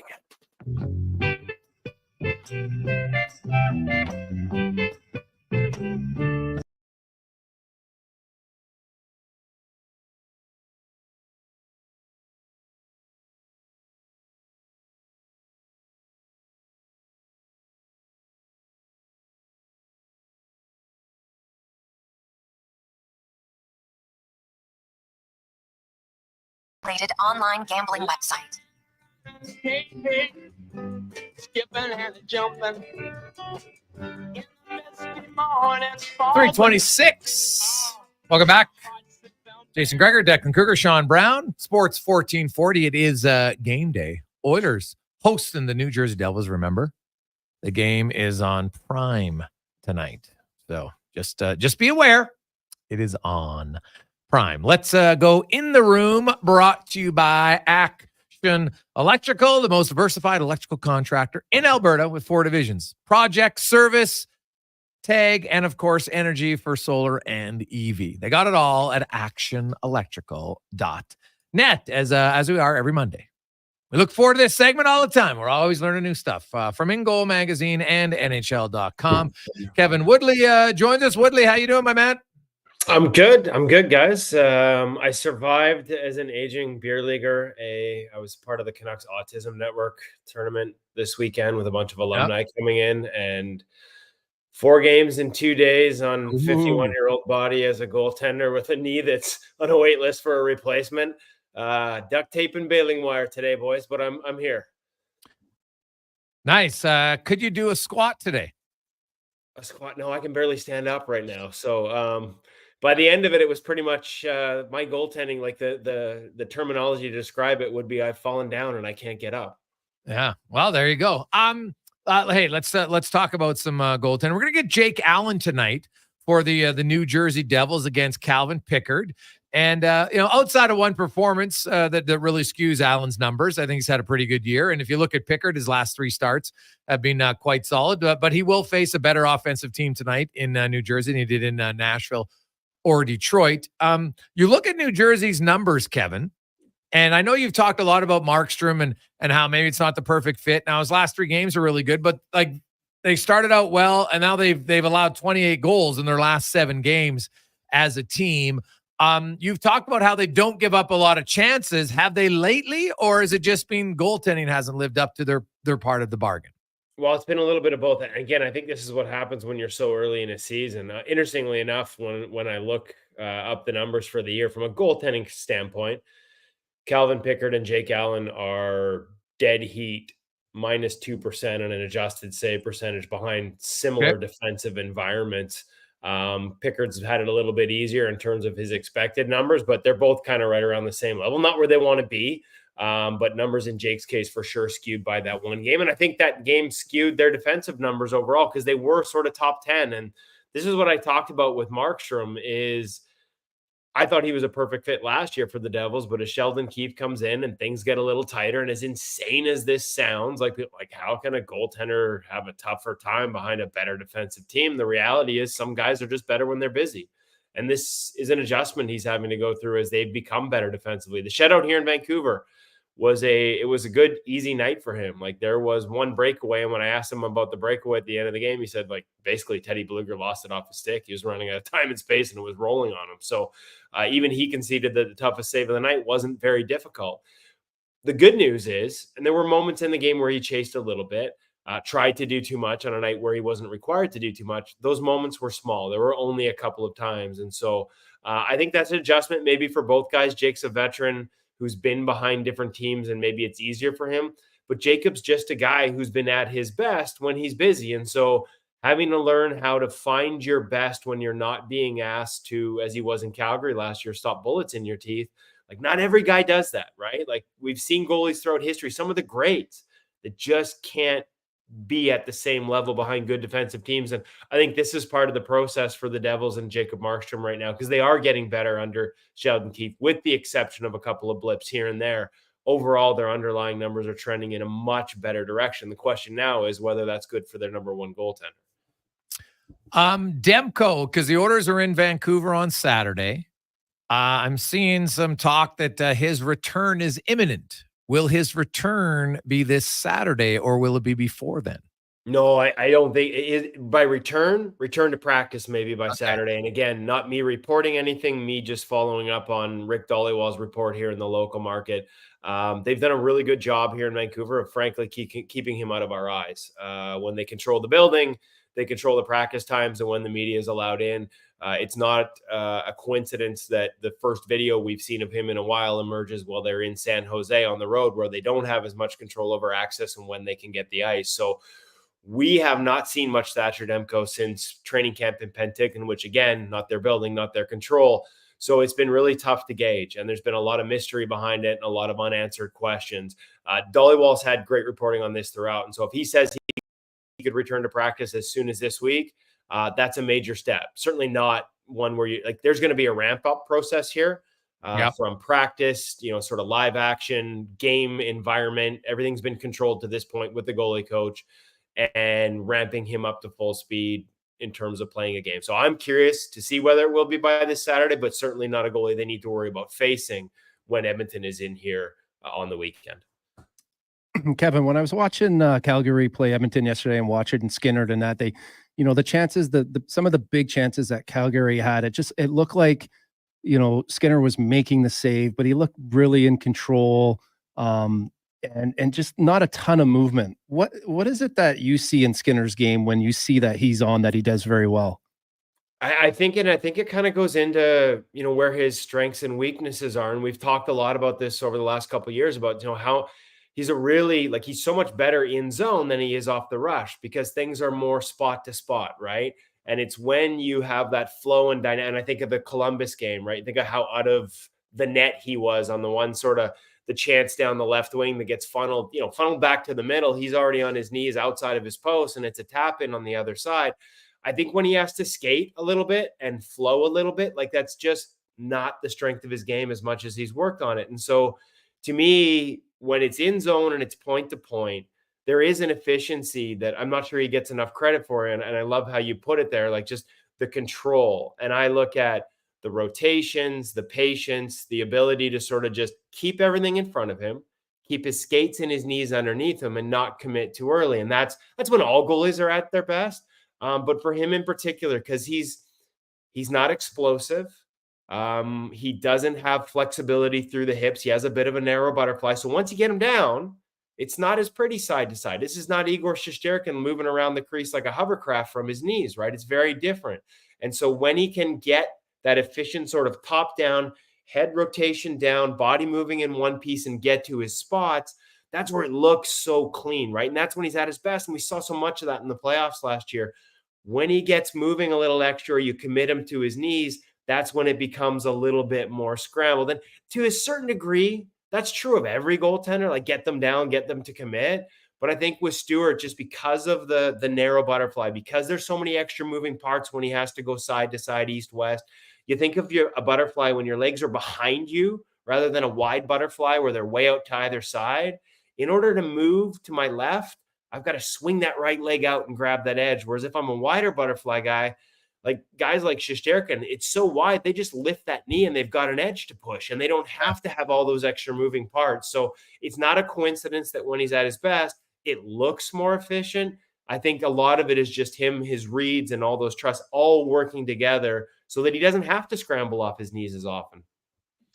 Kevin Woodley on Ingo Magazine and NHL.com. Now, Kev, I know it's super early. We're at like 12, 13% of the season, but any early season goalie surprises for you?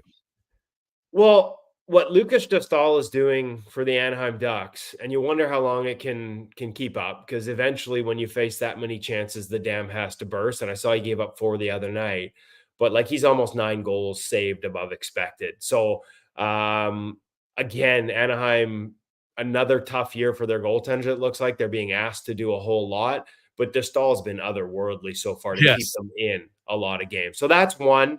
And how will they ease Gibson back? And do they finally maybe even find a trade partner for him? They were looking all summer and couldn't find one. Shesterkin's running away with it right now, but that doesn't surprise anyone. Stolarz, I know Jason, I took a lot of crap on this show when I said that the Leafs would have the best goaltending in that division, but then Anthony Stolarz is 3rd in the league in goals saved above expected right now. Again, some names we expect up there. Vasilevsky back up there. Freddie Anderson, despite not playing as much, back up there in the top 10. Ilya Sorokin we expect. UC Saros we expect. But how about Cam Talbot? And as much as I want to give myself a pat on the back for Stolarz, here's one I got wrong so far.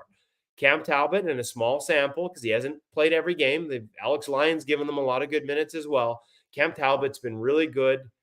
I talked a lot about how good the environment was in LA for him and how by the end of the year, his numbers were actually underwater relative to how good that environment was. And I worried about how he would adjust to Detroit. He's been excellent. So I'm happy to say I really got that one wrong so far in the early going. Good on him, because I think there's a veteran element that, they need there, like a guy that can come in and project that confidence and maybe stabilize things for a team that's, struggled to find consistent goaltending over the years. And then last one, and this one I don't think is a secret for a lot of people, Joel Blomqvist with the Pittsburgh Penguins.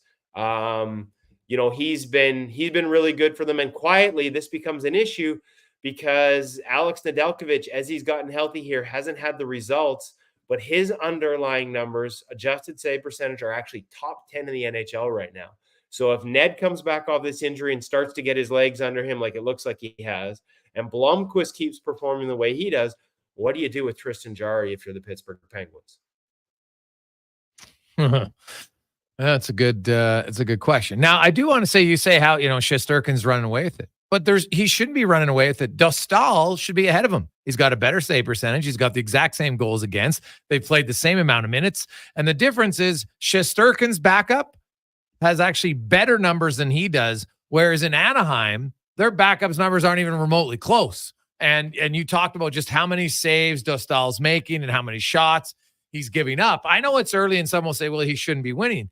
But I don't think Shesterkin should be clearly ahead when Dostal's actually been better, just based on the pure numbers. What if I told you that the underlying number said that Lucas Dostal's expected save percentage on the season as a whole, and I know probably going to be way lower after the other night, but on the season as a whole is .899, and that Igor Shesterkin is .882, and that for all the raw numbers you're looking at there, the underlying stuff says Igor's actually playing behind a tougher environment defensively right now. And I know eye test, that's tough to figure out, but this is as objective as it comes. And that's why, despite those numbers looking closely, on a goals saved, above expected by Clearsight Analytics, which has more data than anyone else when it comes to evaluating these things and shot quality, Igor Shesterkin is almost a full 4 goals ahead of Lucas Dostal. I think the Rangers are such a good team. And listen, there are things they do. I mean, they score. So there's way less pressure. Like Lucas Dostal has to be perfect for the Ducks to have a chance. And Igor and Jonathan Quick both get to play without that same pressure point, right? They don't have to be perfect to win. But at the end of the day, they're also playing, the reality is, behind a looser defensive environment. And it is funny how sometimes we can sort of say, hey, well, his backup's outperforming him. But when you look at, the expected numbers, and again, only a few starts for Jonathan Quick, his expected save percentage, he's been good. Don't get me wrong. Top 6 in the NHL in adjusted numbers, but still behind Shesterkin because his expected is .916 compared to .882 for Igor. So again, tiny bit of sample for Quick, but he's gotten easier starts, or at least games where his team has really showed up for him and had less of the tough outings that Shesterkin has had so far. And this is why I think it's important to have this context, and it sucks that not everyone does, because even on the same team, sometimes it's a different environment. Tristan Jarry, we talked about it. He's in the American Hockey League. His expected save percentage is .832. They have been a tire fire defensively every time he's in there. If this goes on, you start to say, hey, are they not playing for this guy? Is there a reason his numbers are so much worse? But in a small sample, it's important to have that context. What about Montreal? Are they as bad as it looks? Like, is that environment that terrible for goaltending? I am. This is me looking up things as we speak. You know, and again, a tale of two goaltenders. They're both slightly below expected.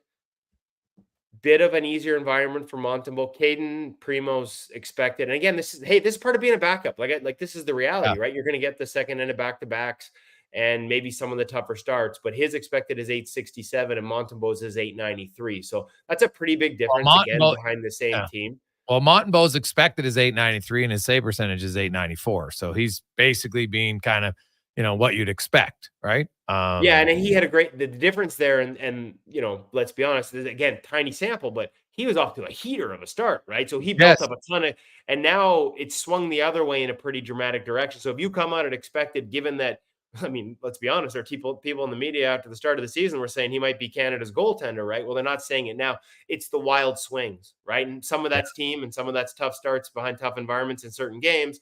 But this is, consistency is a big part of being a number one goaltender. And right now, consistency has been the thing that's plagued him the most. Do you have, now you're looking up things, do you have Skinner and Pickard's expected save percentage? I do, because this system is really fast and because I usually keep the Oilers stuff in front of me. Again, a little bit tougher for Stewart at .898, but Pickard's at .903.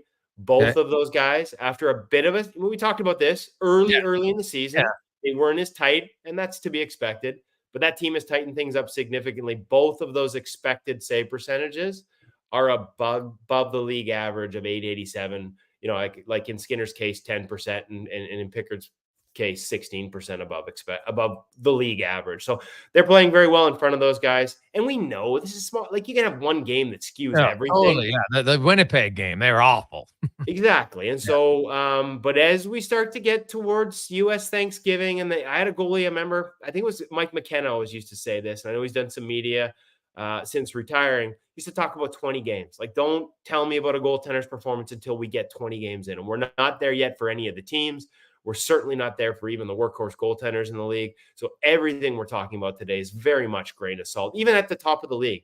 Like, the numbers these guys are producing, nobody goes through a year at +4.5. We'd be talking Hart Trophy. Even in Shesterkin's best season, where he was in the Hart conversation, you were below +3.5%. So these are heaters. Some of them have extended it longer than others, but don't expect that to continue. When it starts to normalize around the end of November, then we can have a real discussion on where guys are at. And nobody should know this more than the fans in Edmonton, where Stuart Skinner they wanted to get rid of him at this point last year, and look how he finished.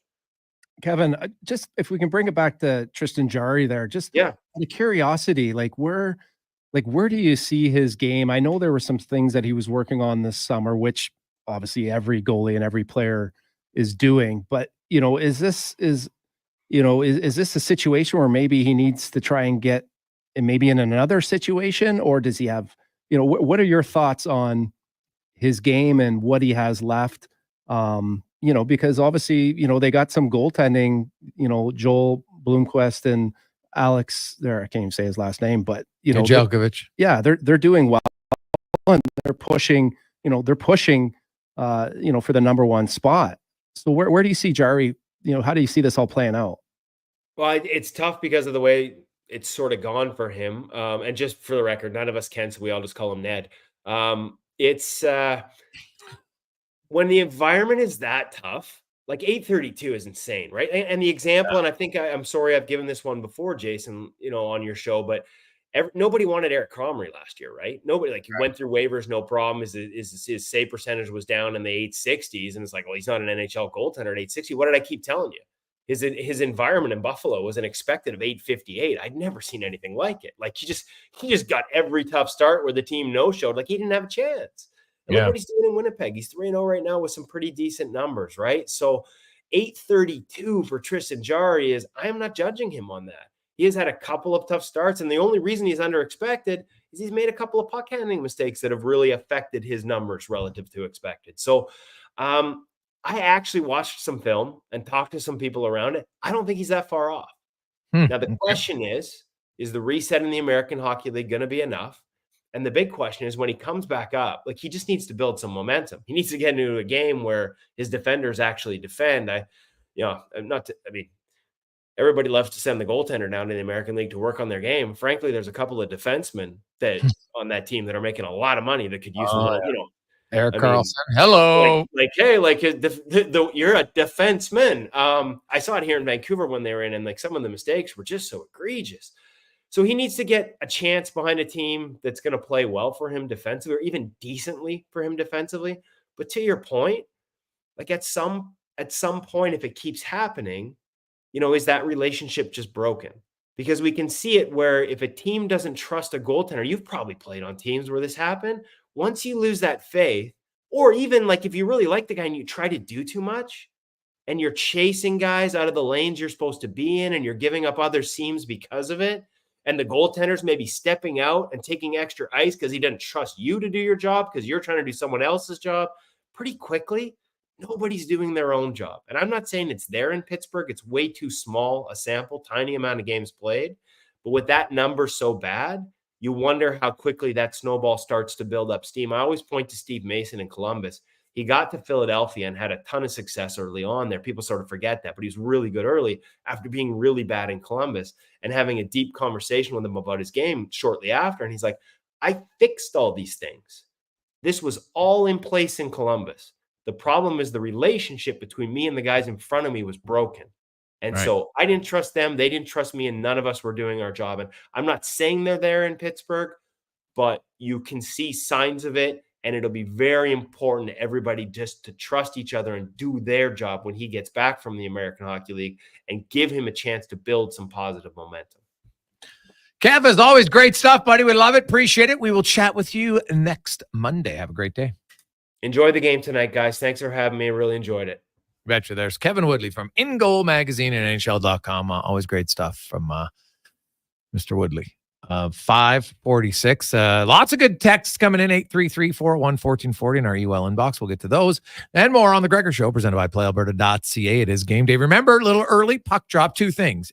Puck drop, be 6:40, but it's also on Prime tonight. So keep that in your memory bank. Our pregame show starts at 5:30 tonight here on Sports 1440, sports1440.ca. It's the Gregor Show, presented by PlayAlberta. Legacy Heating and Cooling jingle auditions take 1 4.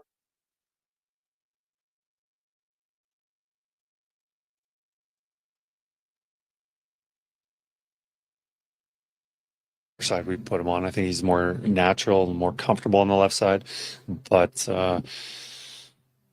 most of it is positionless. Like you look at how many times the play is happening, and whether you're in the defensive zone or in the offensive zone, players get switched up, and so whether you're playing left side or right side, you're always going to be flipped at some point. And what about the PK for him? Because he's done a lot more this year than last. Yeah, well, we relied on him quite a bit last year, be on the right side on the penalty kill through the playoffs, and he did extremely well. And this year, same thing. Been on the left side and the right side. There are a couple times it makes it more difficult playing your offside just about where your stick position is. But I think he's a smart, mobile guy that can figure things out. Derek Ryan will be playing. Derek Ryan will be playing. Stetcher will be back. Yes. Chris, off topic, Devil's Radio. I work with good Saskatchewan boy, Chico Reich. Can you tell me a little something about it here for Saskatchewan? It's, I don't know. It's where I grew up. It's a wonderful town, small, just a place I'm certainly proud to call home. And yeah, I don't know. It's just a nice community where just nice place to grow up. I really value that I grew up there. Ranching, is that what your family did, or farming? Farming, yeah. Grain farming was but no cattle, so not a ranch. But it was a grain farm. That's where I grew up. Yes. And Les, if I could ask, what did you learn? What that lesson farming do for you? I think just I think a lot of things, but work ethic, obviously, of doing working long hours days, sunrise, sunset, and often beyond that, and often doing a lot of jobs that aren't glamorous, but needing to be done. And I think those lessons, I appreciate, not at the time, but now I do.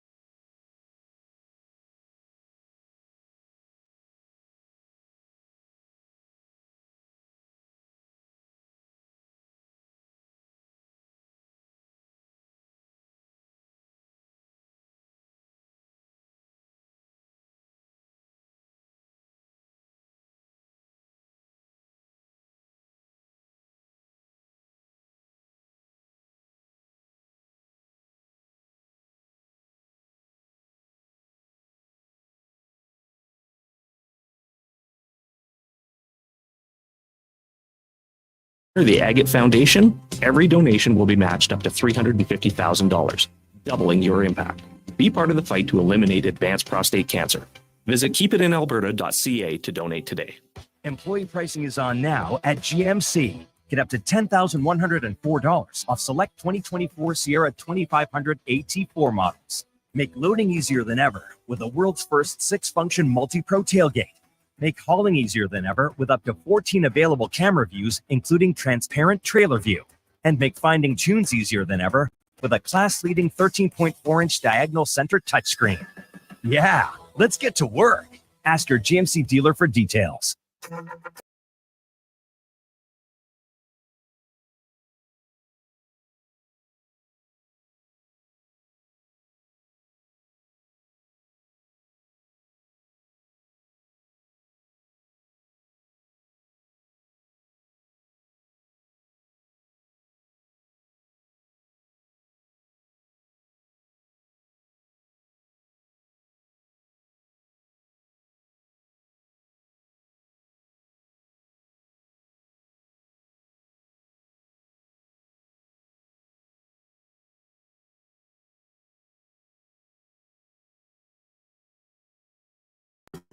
He was no more than baby. When he could be your something with me.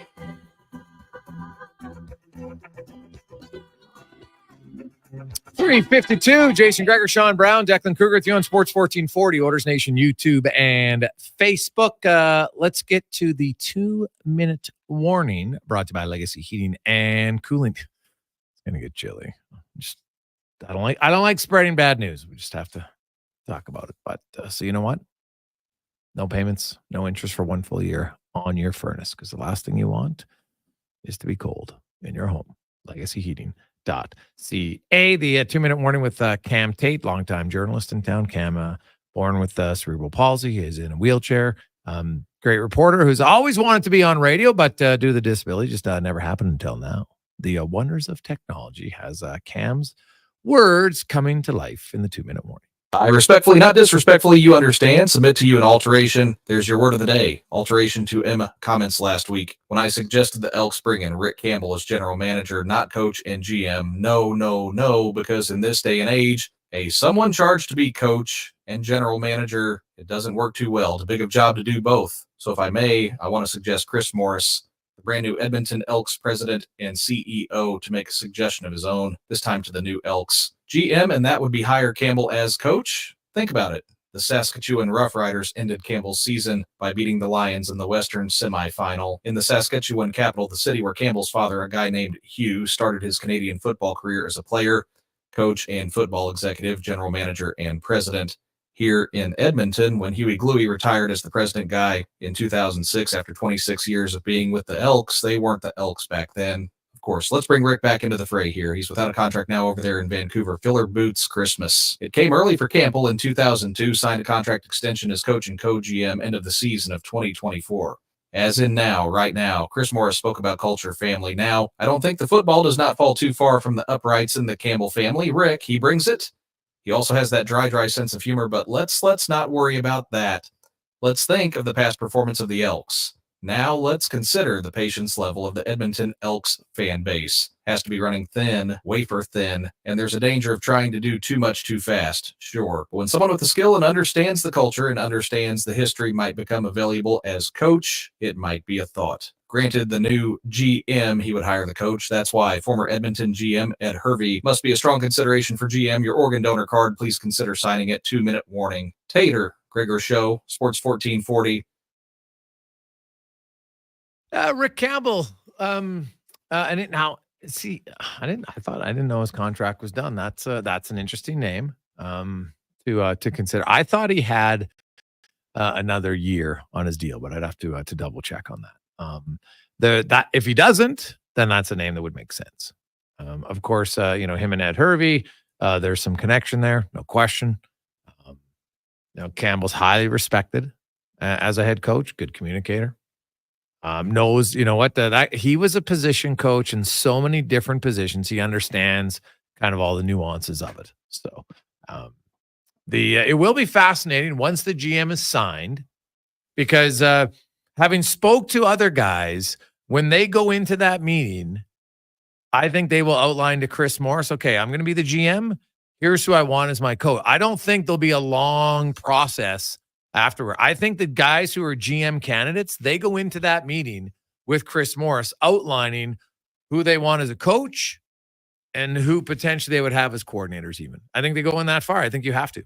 Yeah, I think every GM and everyone that's involved in the different professional levels has certain guys that they like, I think, to work with. Mm-hmm. Have a history of at some point during their careers of working together. So yeah, that doesn't surprise me. I mean, what about a name like Jason Moss? Is that? Oh, he's entrenched in Montreal. He's not like, oh yeah, but he still comes back in the summer. No, I understand. But the situation that he's in, I don't think you'd want to pull him out. Like if you were that good of friends with him, let's say, and him and Hervey are pretty respectful, right? They think they're pretty good friends. Knowing that he's in that good of a situation and considering, because he's another guy that just shows you that, people freak out over coaches like, hey, wow, this, young guy needs some experience. Coaches have to gain experience too. And being a head coach, there's lots of different things you learn, right? And I thought Jason Moss was always a good coach. And that doesn't mean that every decision he makes is right. Every decision they make is right. It's impossible. But I think the situation he's in right now in Montreal is perfect. They're having success. He's the reigning champ. I don't see any reason why he'd want to leave. Just for the fact to be at home. Like he considers Edmonton home, right? Yeah. Has a place here, has relationships here. But he's been here. And when you're in a really good situation, why would you leave? Because you can't guarantee the next situation is going to be as good. Ask people out there who have left a job for another place because they thought it would be better and it wasn't. Because I think I'm speaking at it, without knowing, but I think he has obviously a ton of pride and respect for the Elks and from a former player. And, I would think him looking at it would be like, wow, this would be an opportunity for me to come back. He's almost an Edmontonian. He loves being here. He's respected here. He's got a ton of relationships here. And the fact that I'm sure he's not happy from afar looking at this organization and seeing where it's at. And maybe he would be looking at it and being like, hey, you know what? I want to get this organization back to what it used to be. Maybe that's a driving force. I'm not potentially. You know what I mean? Like if with guys that he likes and respects, because there's nothing better. But he also has under contract, right? So you can't just steal guys, right? Just because he's from here. Like he's under contract. And the only way he could leave is if he got a promotion. So I guess if they give him head coach and assistant GM, that's the only way he could do it. Right. So, but I mean, if he has, sometimes relationships and working with certain guys, that's an attraction too, right? And I'm sure, like you said, he's obviously won a Grey Cup in Montreal, and there's a lot of great things and relationships I'm sure that he has there. But there that could be a possibility. Yeah, I don't think he's available though, just because of his contract, right? But like I've been looking at because you have to look and say, okay, which are some of the either a head coach whose contract ends or coordinators, and most coordinators go on year deals in the CFL, and most coordinators can get out of their deal because they're getting a promotion. That's the other one. So I listened to your last interview with Chris, and wow, I mean, I'm not Fiery guy.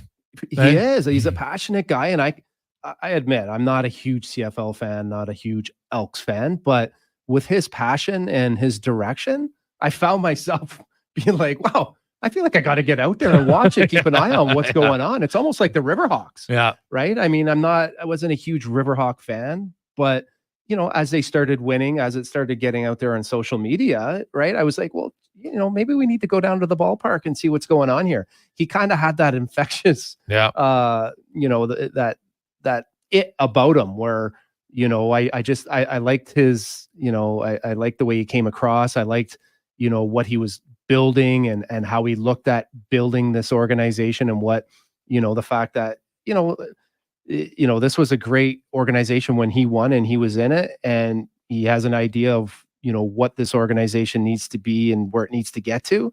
So his vision was something, you know, as a fringe fan, was drawing me in. Hey guys, what about Sean Fleming? Are there rumors out there? Well, he was interviewed for the president's job. Oh yeah, the old kicker. Yes, he was interviewed for that job, but no, he wouldn't be a candidate for the GM job. He has no GM experience. Hasn't been in football management. President's job, totally different job, different qualifications. Qualified for that for sure, but not for the GM gig. That wouldn't happen. I'm not sold. Like if Sean, like he's got a really good job, he's been very successful at PricewaterhouseCoopers. If you know, it would have taken a lot for him to leave there. I know that for a fact. 4:00. Let's get to Declan Kruger and a sports 1440 update brought to you by Fountain Tire. Did you know 7 days where it's 7 degrees or lower, that's when you should be thinking about getting your winter tires on. And if you want to put winter tires on, but I don't know where to store my summers, you can store them right at Fountain Tire. Find a location near you or go online, fountaintire.com. The Sports 1440 update.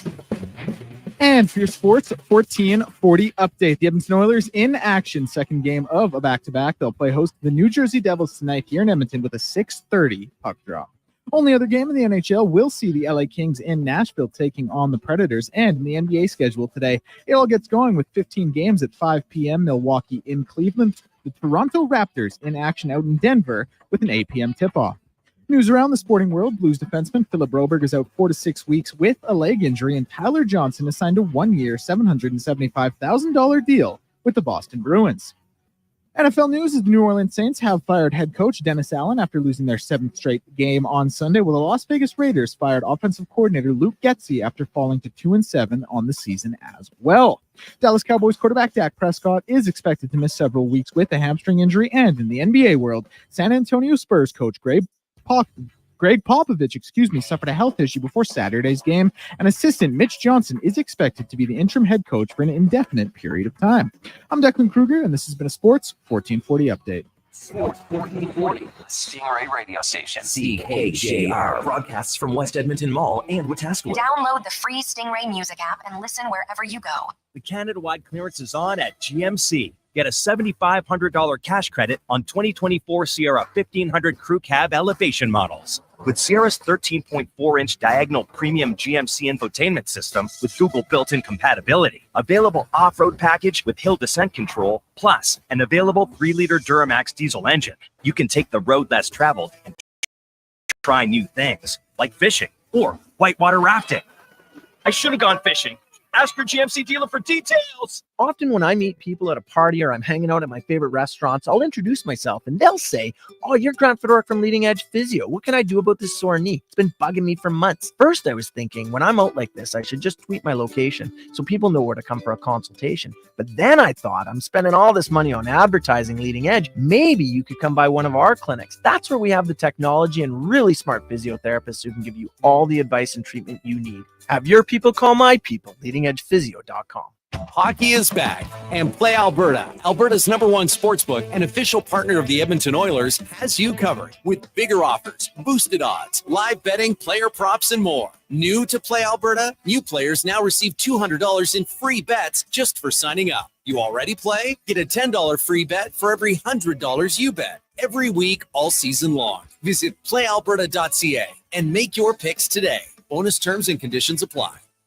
Mr. Rooter plays a video game. This is wonderful. A world where a plumber is the hero. My hat is off to you, Mario. Although I personally advise against eating any mushrooms found in a drain pipe. I won't make that mistake twice. All I've got to do now is hop over this Goomba and save the princess. What? No way. I pressed jump. I pressed jump. For a super plumber with an all-time high score, call Mr. Rooter. Ready to tackle your toughest tasks? Edmonton Kubota has you covered with the all-new M8 Series tractor with powerful 181 and 201 horsepower engines, Cummins power, and loader readiness. It's built to handle any challenge. And now, for a limited time, get a free 4-year extended warranty when you drive off with an M8 Series tractor. Don't miss out on this unbeatable offer. Visit Edmonton Kubota today and power up your productivity. Edmonton Kubota, where power meets performance. At Papa John's, better is our specialty. Try our butter chicken pizza, the meat, the works, garden fresh, and more. Each special in its own way, just like you. With that ooey, gooey, crispy, crunchy taste, fresh, never frozen dough, and quality topping. Special has never tasted better. And so, for a limited time, get any large specialty pizza for just $17.99 with promo code LG1799 at papajohns.ca. Better ingredients, better pizza. Better get you some Papa John's. Albertans celebrate a bounty of beautiful places to visit, boundless adventures to take, all in driving distance. And Sherwood Honda has the fuel-efficient vehicle that helps you go even farther and appreciate more. Hybrid CRVs and Civics mean more thanks in your tanks, more great trips to be grateful for. And of course, Sherwood Honda is thankful for the chance to help you get there. It's a beautiful time of year, and it sure would be nice to hit the road with Sherwood Honda. Ain't it beautiful? The inventory is unprecedented. Volvo Cars Edmonton is proud to boast an amazing selection of in-stock Volvo XC40s, 60s, and 90s. Visit Volvo Cars Edmonton today and experience the exemplary service you've come to expect and the affordable luxury only found with Volvo Cars Edmonton, Canada's only 12-time Volvo Excellence Award winners. Experience the difference. Volvo of Edmonton.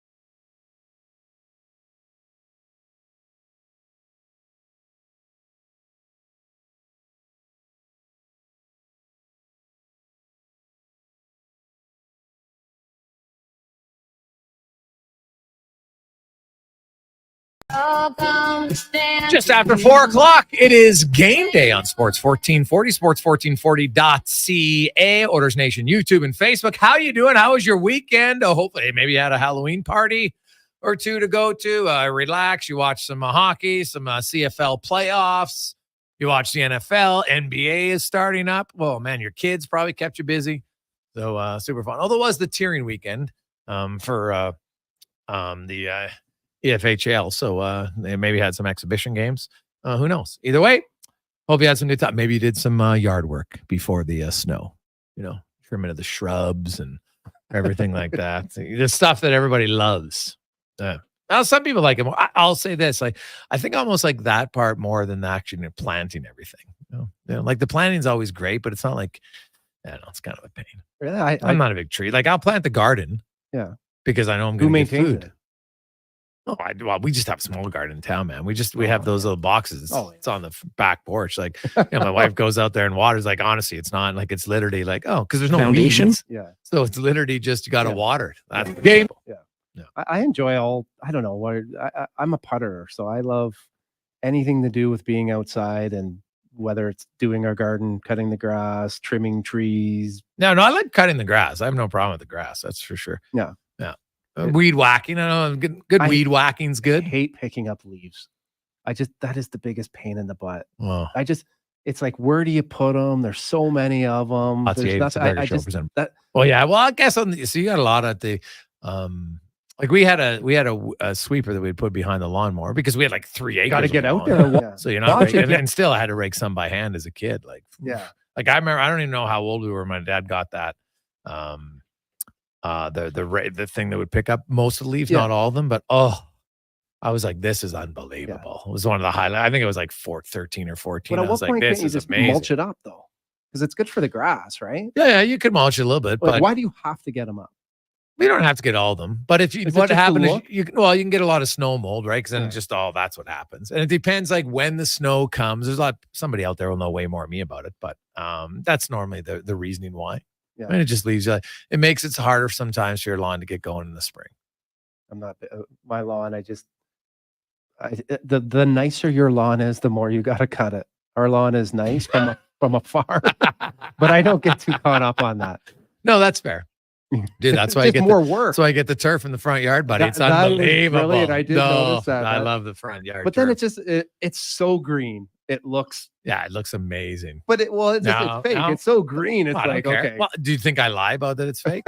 No. Like but- I've had a few people come by, like they'd not pay attention. They'll be like, it's like May or something. Hey man, what do you do for your lawn? I'm like, it's got sand. And he's like, what?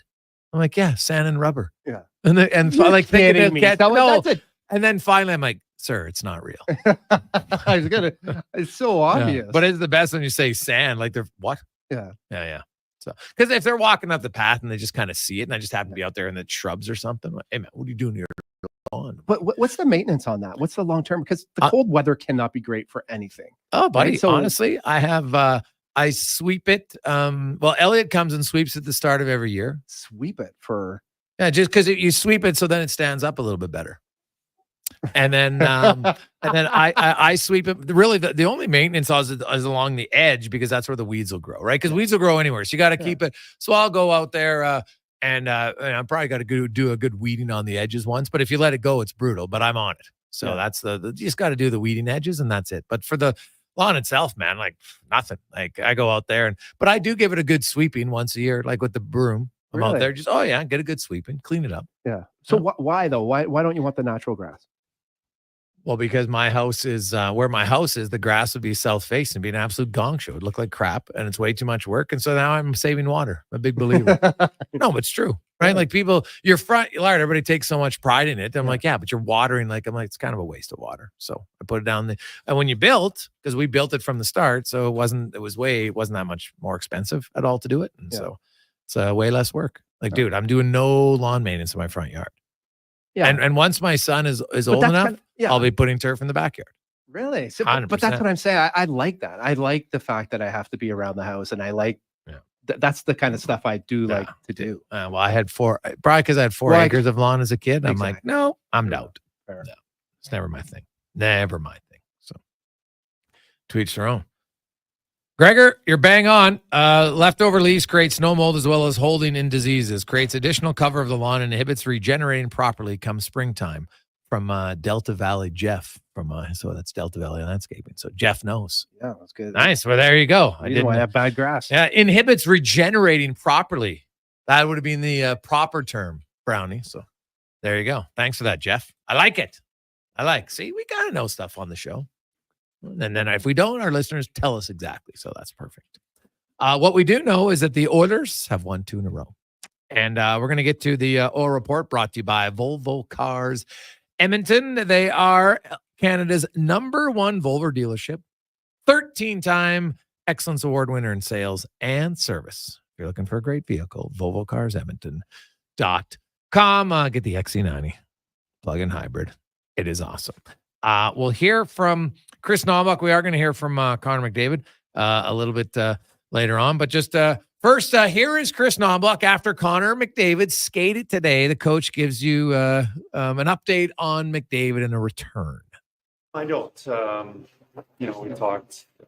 He was on the ice today. I have not talked to TD, but hopefully it's sooner than what we initially thought. But tonight, no, and we'll day to day, maybe a week. We'll see. Yeah, I know McDavid was very confident. He didn't rule out Saturday, nor should he. Why would you, right? Why would you rule it out? He's not going to play tonight. He's not going to play Wednesday against Vegas. That's what we know for sure.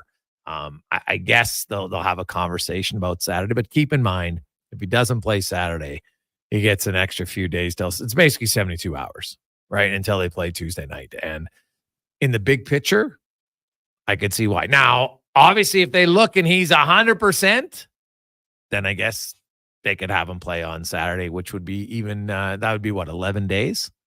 Because it was last Tuesday he got injured. Or no, Monday. It was last Monday. So a week, yeah, we wouldn't. Well, I guess from the time of the injury, 12 days. So, well, like I said earlier, the nice thing is that they're winning.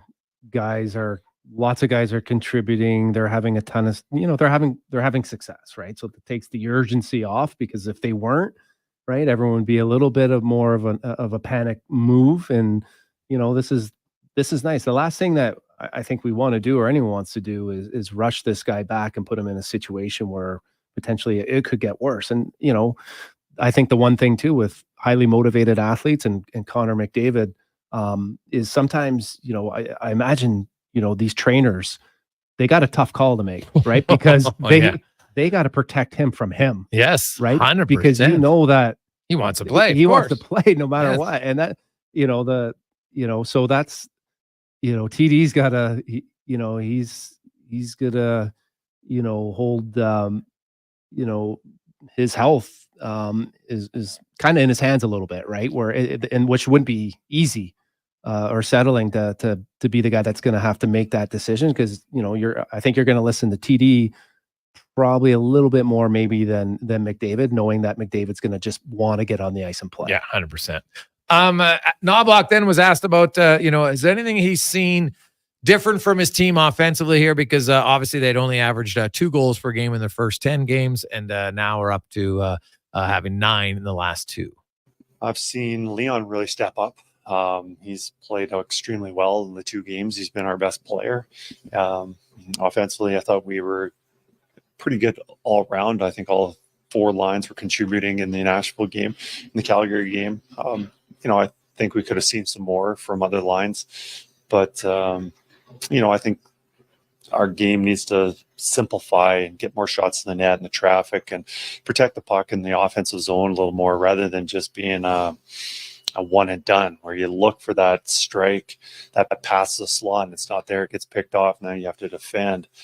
It's a balance on taking advantage of those looks and getting them out of position. But if you grind them down, you spend more time in the offensive zone, you're going to draw more penalties, you're going to spend more time in the offensive zone, and you're going to have to defend less.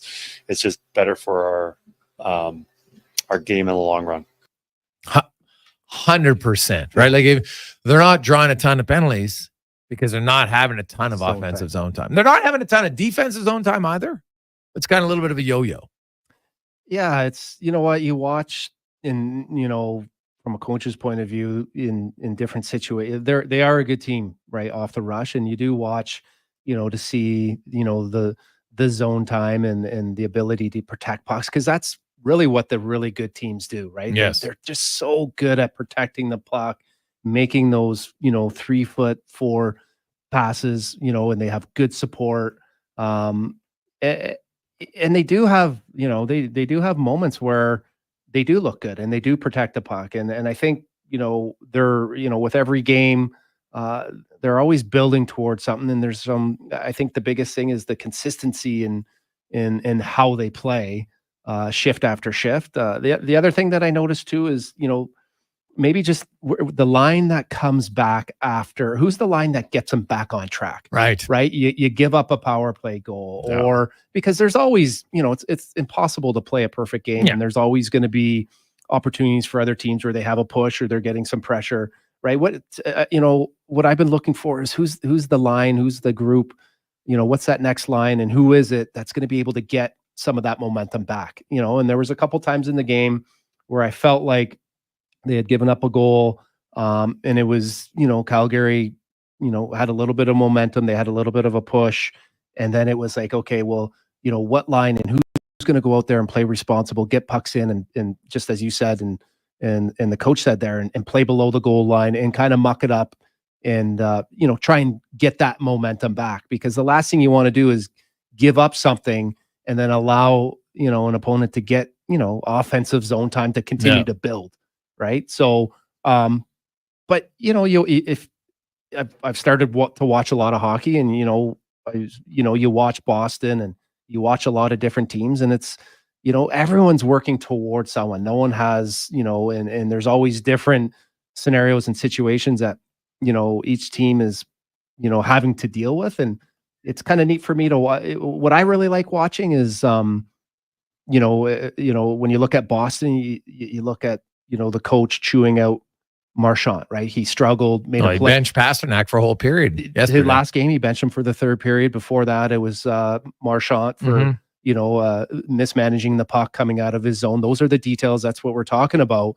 And so for me, it's really, I like watching that, because I really like the way, the players have handled themselves, number one, because they're star players, and that's not easy to do for any coach, right? And, you look at the way they've handled themselves in the media. They've taken full responsibility for it. Pasternak yesterday, listening to, some of the players talk, he was upbeat on the bench and he was quite vocal, and, they weren't feeling sorry for themselves. And that's a good culture. That's a team that, eventually is going to work their way out of it. And, so it's, I guess, getting back to the Oilers is, Knobloch's done, a good job himself. He's held, there was a time there where Draisaitl, was held accountable, got back out on the ice and responded. And I think, what did he get? He got a goal, or he got on the score sheet and had an impact on the game. And so it's nice to see, because it's not easy to do when you see coaches coach their stars along with the role players as well. And you can see that. The Oilers in the different areas of their game, it's not perfect, but it's getting slowly better. 421, Jason Gregor, Sean Brown with you on Sports 1440, Oilers Nation, YouTube, and Facebook. We'll have more from Chris Knobloch. Also, coaches starting to be fired in the National Football League. Is it coming to the NHL soon? We shall see about that. Some more key injuries, some trades. Busy time in the NFL. We'll talk a little football as well on the Gregor Show, presented by PlayAlberta.ca. At Papa John's, better is our specialty. Try our butter chicken pizza. The meats, the works, garden fresh, and more. Each special in its own way, just like you. With that ooey, gooey, crispy, crunchy taste, fresh, never frozen dough, and quality topping. Special has never tasted better. And so, for a limited time, get any large specialty pizza for just $17.99 with promo code LG1799 at papajohns.ca. Better ingredients, better pizza. Better get you some Papa John's. Edmonton's premium live music and party venue is On the Rocks. Check out Bingo Tunes on Monday. Perform on the best stage in town with karaoke on Wednesdays. Learn how to salsa with Salsa Rocks on Thursdays. And every weekend, OTR goes live. With your favorite bands on the OTR stage and DJ Kenny K. For everything that's going on at On the Rocks, give us a follow. Facebook, Instagram, or Twitter. At On the Rocks, EDM. Eat well, party hard. On the Rocks. On the Rocks. On the Rocks. Open every day till 2 a.m. Get early access to real Black Friday prices now at The Brick. Save up to 65% off select sofas when you buy the matching love seat or chair. Up to 25% off bedroom and dining furniture. Plus, save up to $700 off a big screen TV. And get free shipping on TVs over 50 inches. Find 40% off mattresses and next day delivery on in-stock beds. Plus, save 3 times the tax when you buy 2 or more Samsung major kitchen appliances. Find a lower price before the end of the year, and The Brick will refund the difference. Some exclusions apply. See in-store for details. When it comes to your health, trust Dr. Bryce Henderson for expert care in hip and knee replacements. With years of experience and advanced techniques, Dr. Henderson helps you regain your mobility and quality of life. Your health is my priority. Let's get you back to doing what you love. Put your health in the hands of a trusted expert. Book your consultation with Dr. Henderson today. Visit vitalsurgicalspecialist.ca or call 587-391-7864. I take possession of my commercial space in 3 months. I need lighting. I need a fire alarm. I need data. I need a generator. I need panels. Sounds like a job for the men and women of Action Electrical. Projects team reporting. We design, build, and construct all the electrical systems for your projects. Need everything to work right? Get the Action Electrical project team on your site. Facing an electrical menace? Call the men and women of Action. Operating throughout Alberta at actionelectrical.net. Scott McGilvery here, HGTV host and renovation expert. The one upgrade I know homeowners will love: better, fresher Culligan water straight from the tap. Culligan's Aquasential reverse osmosis filtration system takes your water to the next level. With up to 7 stages of filtration and 14 filter options, they're certified to reduce over 90 contaminants. Your tap water is about to get a major upgrade. Safer water that tastes great. Get started with a free in-home water test at Culligan.com. Culligan, water you love. Diablo Boots in Canada West. 2 great names in working cowboy boots. For over 60 years, Diablo has been selling the best-made Canadian boots. Diablo has boots from sizes 6E to size 15 EE, just for you. Why buy boots made in China like Ariat, Justin, or Red Wing, when Diablo has the best quality for less, made in Canada? Diablo has working cowboy boots with replaceable soles and heels for longer life. So, save on boots by Save On Foods. That's Diablo Boots, 3340 Gateway Boulevard, on the east side of Save On Foods. Hurry in today for best selection. I have a startling fact. Prostate cancer affects 1 in 6 Alberta men. This could be your brother, son, father, grandfather, or friend. This November, through our Keep It in Alberta campaign, we're raising money to build a new man van, bringing free, life-saving prostate cancer testing directly to Alberta men. Thanks to our partner, the Agate Foundation, every donation will be matched up to $350,000, doubling your impact. Be part of the fight to eliminate advanced prostate cancer. Visit keepitinalberta.ca to donate today.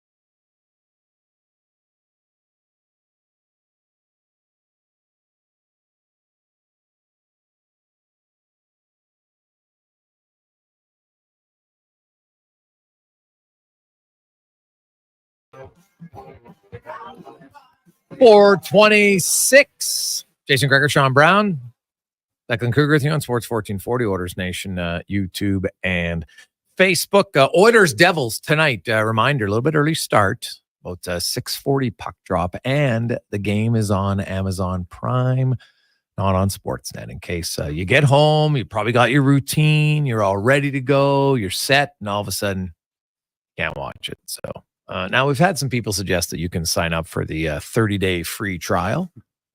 Just don't forget to end it before the 30 days. So I guess you could try that. For a guy that doesn't watch a lot of movies, I got Prime, I Netflix, I got it all. Oh, you got it all just in case, eh? Just, you he goes, know. You know what I like it for? So it helps me go to sleep. My kids watch it. It's totally true, for sure. Let's talk a little NFL. As a longtime reporter of the NFL, man, come on, geez, got to be close to 40 plus years, maybe 50. Larry Fitzgerald Sr. Joins us. Larry, welcome back to the show, man. How you doing? How many years have you been covering the NFL? This is 46 for me. 46. Nice. Yeah. Do you have a goal? Started in 1970. Started in 1978 covering sports here in Minneapolis, St. Paul, the Vikings. Oof, nice. Do you have a goal of a golden anniversary in sports reporting? No, years ago, I when I got started in the business, I said I was going to get out in my 40s, but somehow along the way, I kind of lost sight of that, and have a lot of fun doing this, still passionate about it, and still working at it. Well, that's great. Now, in Minnesota, of course, it's passion fan base in a market that's always, kind of been waiting. They've had some success, but not as much as they would like. Kind of give me your synopsis on their season thus far. On the Vikings? Yeah. Well, they're having a good season. I mean, they won 5 in a row and ran into that juggernaut, the Detroit Lions. The Lions have just been outstanding the last couple of years. They lost the NFC Championship game last year. And they came in here, and the Vikings had them down 10-0, but then the Lions got a turnover and got some momentum from it and sort of controlled the game all the way up until the end and got a field goal in the final second to win by 2. So that told me the Vikings can play with Detroit. Yeah. And under the right circumstances, Minnesota can beat Detroit. But so the Vikings are 6-2. They've lost, only to Detroit and to the Rams, who won a Super Bowl within the last 4 years. So they're in good company. But I think they proved some things Sunday night that they can get back on that horse. And right now they're 6-2. That's probably the third best record in the league. Well, and they're in the toughest division in football all of a sudden, the NFC North with Detroit and Minnesota and the Green Bay Packers and the Chicago Bears. Like the Chicago Bears on a doormat by any stretch of the imagination, Larry. They're 4-4 and looking good. Like that is an ultra tough division right now. It is. It's very, very tough. It's difficult. They knew that going in, and people weren't talking about the Vikings before the season because obviously they lost Kirk Cousins to Atlanta and got rid of Daniil Hunter, and a couple of other guys. They made some changes in the structure of how they were going to go about competing. And Sam Darnold opened up. I got to see him at the Super Bowl. He played backup for the San Francisco 49ers, who lost in overtime to the world champion Chiefs. But Sam Darnold was a blessing for the Vikings. He and Coach Kevin O'Connell have a familiarity with each other. Kevin knew him from back in high school. And so, Darnold got picked number 1 in the NFL many years ago out of USC. Obviously, Carolina and the New York Jets and people like that have had him. But he's playing very well for the Vikings in this system. He's got a strong arm. He's talented. He's motivated. And clearly, getting that runner-up Super Bowl ring with the 49ers last year has motivated him that he might be able to get his own. Larry Fitzgerald Sr. joins us. And hey, he's just another example of, sometimes there's so much pressure on these highly drafted quarterbacks, especially because if you're a highly drafted quarterback, that means you're usually going to a bad team and it's going to be hard to turn things around. And you lose confidence and maybe they don't develop them right and they get rushed into starters roles. And, because if I look at Minnesota, if there isn't an injury, do you think Sam still would have been the starter? I don't think so. If the door hadn't opened, the door opened wide open when you lose Kirk Cousins, who's a Pro Bowl type quarterback, and he played on big contracts. The Vikings were looking for someone who can play the position, but also had the self-motivation to be a guy who wanted to go out there and establish that he can play at a high level and have some consistency. And I think Sam Darnold, got the eye of Kevin O'Connell, who knew him. And then Kevin thought that he could work with him and do some things.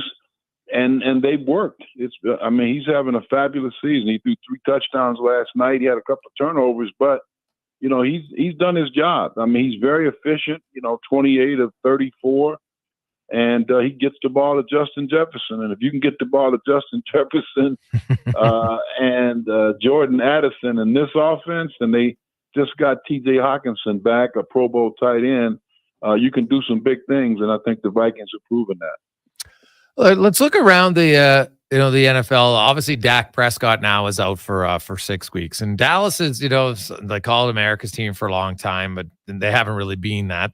They mean pretty good. They just can't get it done in the postseason. The regular season now they're 3-5. Prescott's out. To me, it looks like their season is over. Do you think there's a chance? Like, would they sell off some pieces now potentially leading up to the trade deadline if you were Dallas? The Cowboys are a different animal.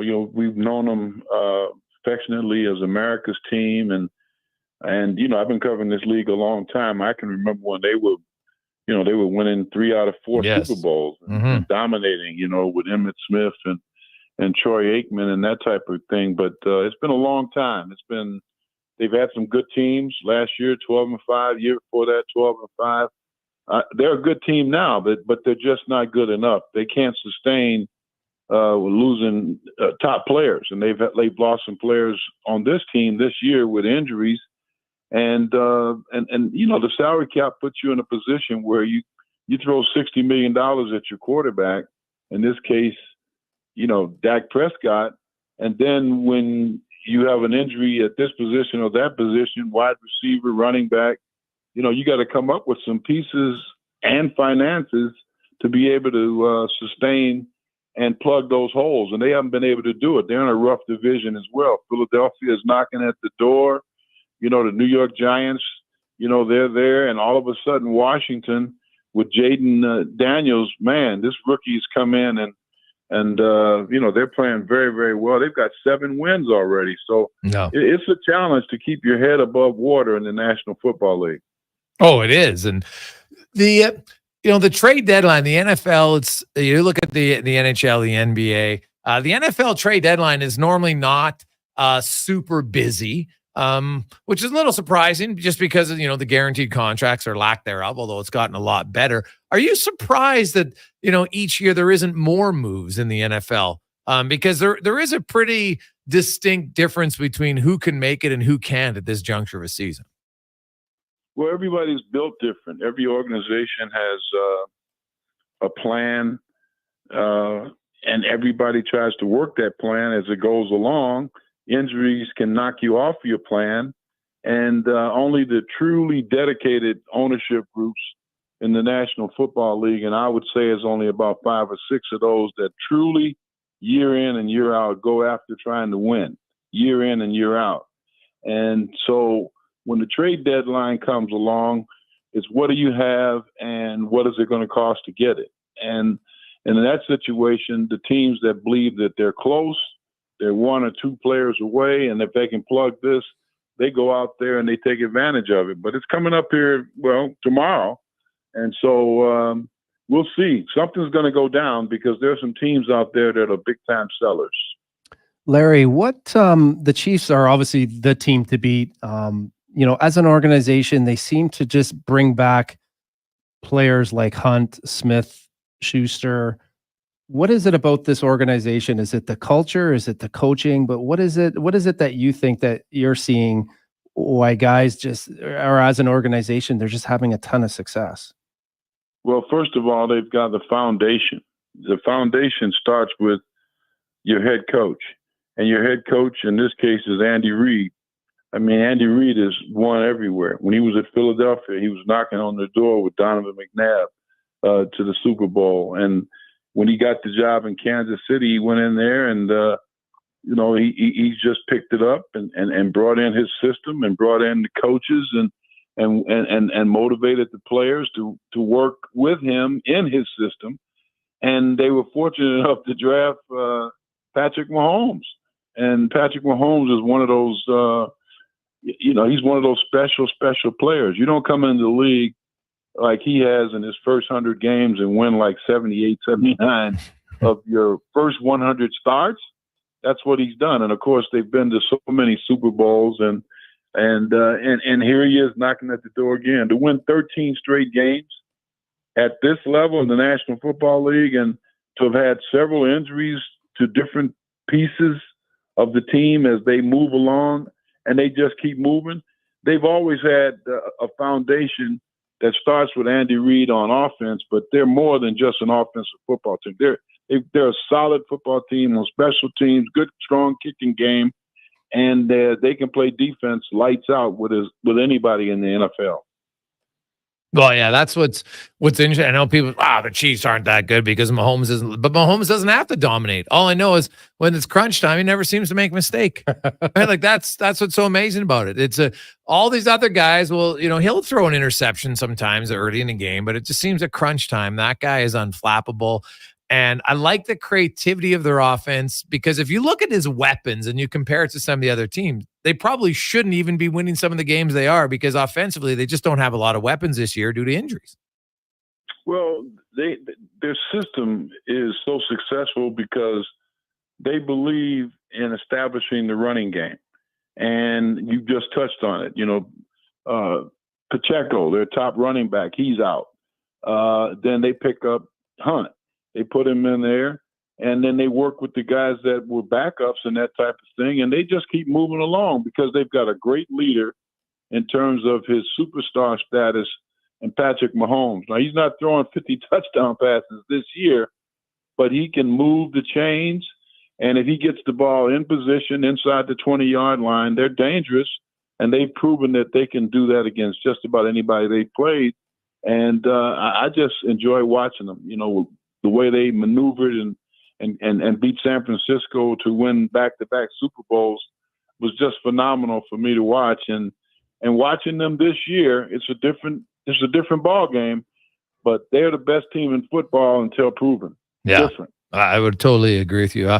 Moving to the AFC, when you look at that team, do you see anybody, who would you give the best chance to knock off the Chiefs in the AFC? Well, I would think it's going to take a team that obviously can win their division, first of all, and the NFL, only one team gets a bye, in the first, when the playoffs begin, the way the structure of the league is now. And so that means everybody that doesn't come out number one has to get into the playoffs and start rolling from that point. So, right now you can say Buffalo's a team that should be considered. The Pittsburgh Steelers are a team that should be considered. The Baltimore Ravens, they're an organization that's there. I've seen Houston. They're a good team, but I just don't think they've got the depth right now at wide receiver. They lost their top wide receivers. And so, those are teams that I think have the potential to get into a situation in the AFC where they could throw a cross in front of this mighty Kansas City teams. Clearly, the Baltimore Ravens are one of the most talented teams in football. They've got the elements with the running game, an MVP quarterback, and a coach who's won a Super Bowl. And it's going to take all of that and them playing at the highest level. And if they can catch Kansas City when they're not on their game, they can get them. Larry, great stuff, man. Really appreciate it. Enjoy the upcoming week, the trade deadline, and more in the NFL. Appreciate your time. All right. Thank you, guys. That's Larry Fitzgerald, 46. Larry Fitzgerald Sr., 46 years covering the NFL. If you want to follow him on Twitter, it's Fitzbeat Sr. And it's quite the run, quite the gig. I've seen a lot of change in the National Football League. And his description of the Cowboys was very bang on. And even when he said, he goes, there's a few teams are really committed to winning. And one of those organizations, the Pittsburgh Steelers, right? The Chiefs are there right now for sure. Detroit finally looks like that team. They weren't there for the longest time. What about the Bills? The Bills are How exciting are they to watch right now? Well, Josh Allen's very exciting. Yeah. Yeah. But just, whether they're running or throwing, they got to be a team that's, Oh, well, the problem with the Bills is they probably got to go through KC to win, right? That's their challenge. And I think you look at it right now, like KC's 7-0 now. They play tonight, and I'm giving them without the two receivers in Tampa Bay, I would give KC a pretty big chance to win. So now they're 8-0, and they're going to have to really kind of fall off if anybody's going to catch them. We'll come back. We got 5 questions and more. It's Jason Gregor Show, Sports 1440, Orders Nation, YouTube, and Facebook, presented by PlayAlberta.ca. Hockey is back, and Play Alberta, Alberta's #1 sportsbook and official partner of the Edmonton Oilers, has you covered with bigger offers, boosted odds, live betting, player props, and more. New to Play Alberta? New players now receive $200 in free bets just for signing up. You already play? Get a $10 free bet for every $100 you bet. Every week, all season long. Visit playalberta.ca and make your picks today. Bonus terms and conditions apply. Your furnace is dead. It's time to replace it before winter crushes you. Legacy Heating and Cooling is practically there already. Yeah, we're working in your basement. Doing a replacement. The work is so earnestly building your legacy. With no payments and no interest for 1 year, you gotta call Legacy. Replacing your dying furnace before it's too late, that's how you build your legacy. Legacy Heating and Cooling. The Canada-wide clearance is on at GMC. Get a $7,500 cash credit on 2024 Sierra 1500 Crew Cab elevation models. With Sierra's 13.4-inch diagonal premium GMC infotainment system with Google built-in compatibility, available off-road package with hill descent control, plus an available 3-liter Duramax diesel engine, you can take the road less traveled and try new things, like fishing or whitewater rafting. I should have gone fishing. Ask your GMC dealer for details. The locks are on a timer. They're going to get out. Sounds like a job for the men and women of Action Electrical. Service team reporting. With the remarkable reach of our bucket trucks and other equipment, we assess, service, and maintain your electrical lighting and automation systems. Facing an electrical menace? Call the men and women of Action. Operating throughout Alberta at actionelectrical.net. Employee pricing is on now at GMC. Get up to $10,104 off select 2024 Sierra 2500 AT4 models. Make loading easier than ever with the world's first 6-function multi-pro tailgate. Make hauling easier than ever with up to 14 available camera views, including transparent trailer view. And make finding tunes easier than ever with a class-leading 13.4-inch diagonal center touchscreen. Yeah, let's get to work. Ask your GMC dealer for details.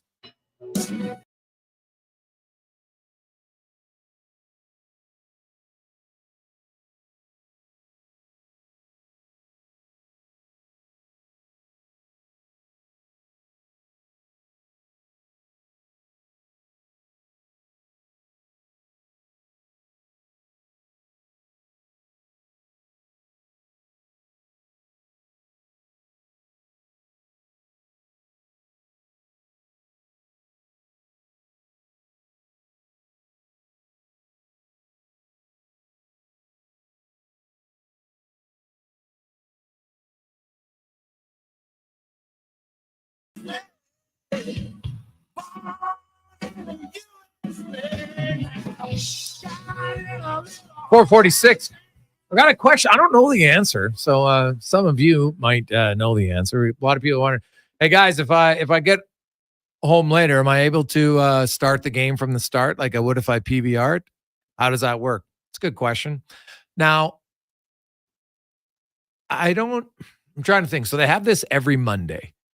If you have Prime, go on right now or when you get home and then look and see if last week's game is still up there. If it is, then you will be able to watch it again. But it's a good question because I don't know the answer. I have yet to watch a game on Prime. And I'm going to the game tonight, so I won't be watching it. So, but we do have Prime, so my son can watch it if they want. But I don't know. It's a good question. Anybody out there know? Let us know. I think you can. Because if it's on Prime, like you go on Prime the other days and they have like those other things, lots of different, programs. Now it's not live sports, but is live sports going to be different than they're like you have a live TV show, you have a live show that's on once and then it's there later. Does it work the same for the hockey? Anybody? Go on your Prime if you're around. Go on your Prime right now and tell me if you can see last week's game. That would probably answer my question. Because if you can, then Order fans, that would work the same for you. So I got the Pittsburgh Montreal game on that I watched a while ago. Oh, well, there you go. So it's on there. I can play it. Hey guys, I've watched a couple games and I did notice an option to watch from the start for Monoway J. So there you go. Thank you. See, I knew someone would know. Awesome. Kind of makes sense in the digital world today. Let's get to 5 questions now, brought to you by The Brick, who are saving you more. That's what they live for. They love it. You can save 40% off mattresses, 25% off all furniture right now, and up to $500 bonus off all major appliances at The Brick and thebrick.com. It's time for 5 questions on the Jason Gregor Show. All right, gentlemen, question number 1. The Oilers, of course, in action tonight. Can we get a score prediction and a bold prediction? And as a bit of an on-the-fly add-on, thoughts on the exclusivity of Amazon Prime? I got 4-2 Oil. They get the empty netter. I'll say Philp will get his first NHL goal. I actually have the Oilers losing tonight, 4-3. Bold prediction. I was going to say Podkolzin gets his first goal of the year. That's not a bad bet right there. And the exclusivity, that's I can understand the frustration of fans. That's where it's changing. There's, you know what? There's lots of digital. I would think that those, like, I know a lot of people who only have TV still just for sports, because everything else they can get on Netflix or other place where they can watch it. I know a lot of people are like, man, if there wasn't live sports, I wouldn't have cable. And I wonder, you know, for Sportsnet to give away that rights, because they had to they give it away, but you know, they had to accept the payment from them. That just gives them a little bit of foot in the door, right? So I wonder if this is the start of an ever-changing landscape. I won't be shocked that in the future, unfortunately for fans, there will be where you have to pay for, like you pay for cable, you're going to have to pay for that streaming service if you want to get the games, and they'll probably be on multiple places. And yeah, it seems to be going. I mean, you look at Oiler Plus now, right? I mean, a lot of the. But there's no game, like that's just for added stuff. It's plus, it's not the game. But it's just kind of the way, like they're trying to. I guess for the media, the old school media, it's got to be harder for you and different, you know, maybe Spectre as far as. Doesn't impact me at all, to be honest. Okay, well, what about a guy like Spec, right? Like to get those true stories, the old, you know, I think there was a time, at least when I played, there was a relationship. You know, maybe you're still in the room every day, right? Like you're with the guys. I will say, are they willing to give it up story as much as they do with their own? No. The problem is the players are willing to talk. It's trying to get them available to talk, because now it's like only 2 players are available a day. And yeah, now the Oilers, I will say this, Jamie Carmel and the Oilers are infinitely better than 75% of the teams in the league. Like, what is it? Some of the, like the Vancouver Canucks PR is an absolute disgrace, and the NHL should be embarrassed by how what their media regulations are. It's ridiculous. Why? Just they don't have any. They limit everything. It's a joke. Yeah, it's an absolute joke. Thin skin, terrible. But is it not to protect their Oiler Plus or Vancouver Plus? No, they just don't have access for anyone. It's just ridiculous, right. Honestly. And to me, winning successful organizations are confident and they don't worry about those little garbage things. I'm a firm believer in that. Question number 2. CFL Playoffs started this past weekend. Given what you saw from Saskatchewan and Toronto, who is more likely to upset the number 1 seed in their division? Ooh, it's funny. I could easily pick both of those teams. But I will say Toronto. You put up 58 points, they're going to be rolling. Now, Ottawa obviously isn't as good as Montreal, but, you know, Montreal, there's been some signs that they're maybe a little susceptible. So I will say, if I had to pick between the two, I would say Toronto. I'll go with Saskatchewan. I mean, watching a little bit of their game, I think they're a good team. I think that, you know, they have the ability to capitalize on other teams' mistakes. So I'm going to go with them. Question number 3. Dennis Allen was fired by the New Orleans Saints after their 7th straight loss. This one a particularly tough one to the division rival Panthers. Which head coach is next to go in your estimation? I'll go with the Dallas Cowboys. That Mike, was it McCaffrey? McCarthy. I think that might be the right pick. I think was Prescott not seen? Did they not catch a clip of him basically saying his team sucks? Did anyone see that? I saw it. You know, I saw it, Brownie. Yeah. That's not good. right? And if your star, I mean, I know that he's injured and he's out, but that can't be good. There's got to be a disconnect. And I think with all the media attention, and probably the way that, the owner, I mean, I've never seen an owner speak more than that owner. I would say he's probably the next guy up here. I will go with Doug Peterson in Jacksonville. Question number 4. Saquon Barkley hit a reverse hurdle in a game this weekend against the Jags. What is the best in-game move you've ever seen? And I say in-game because I'm trying to take away, you guys, obviously hockey guys, trying to take shootouts out of this one. Oh, yeah, no, it can't be a shot. Pavel Bury's breakaway goal. When he dropped the 2 skates and kicked it up in full flight, I was like, oh, my God, that was awesome. That one and the Ovi goal when he was laying on his back. Yeah.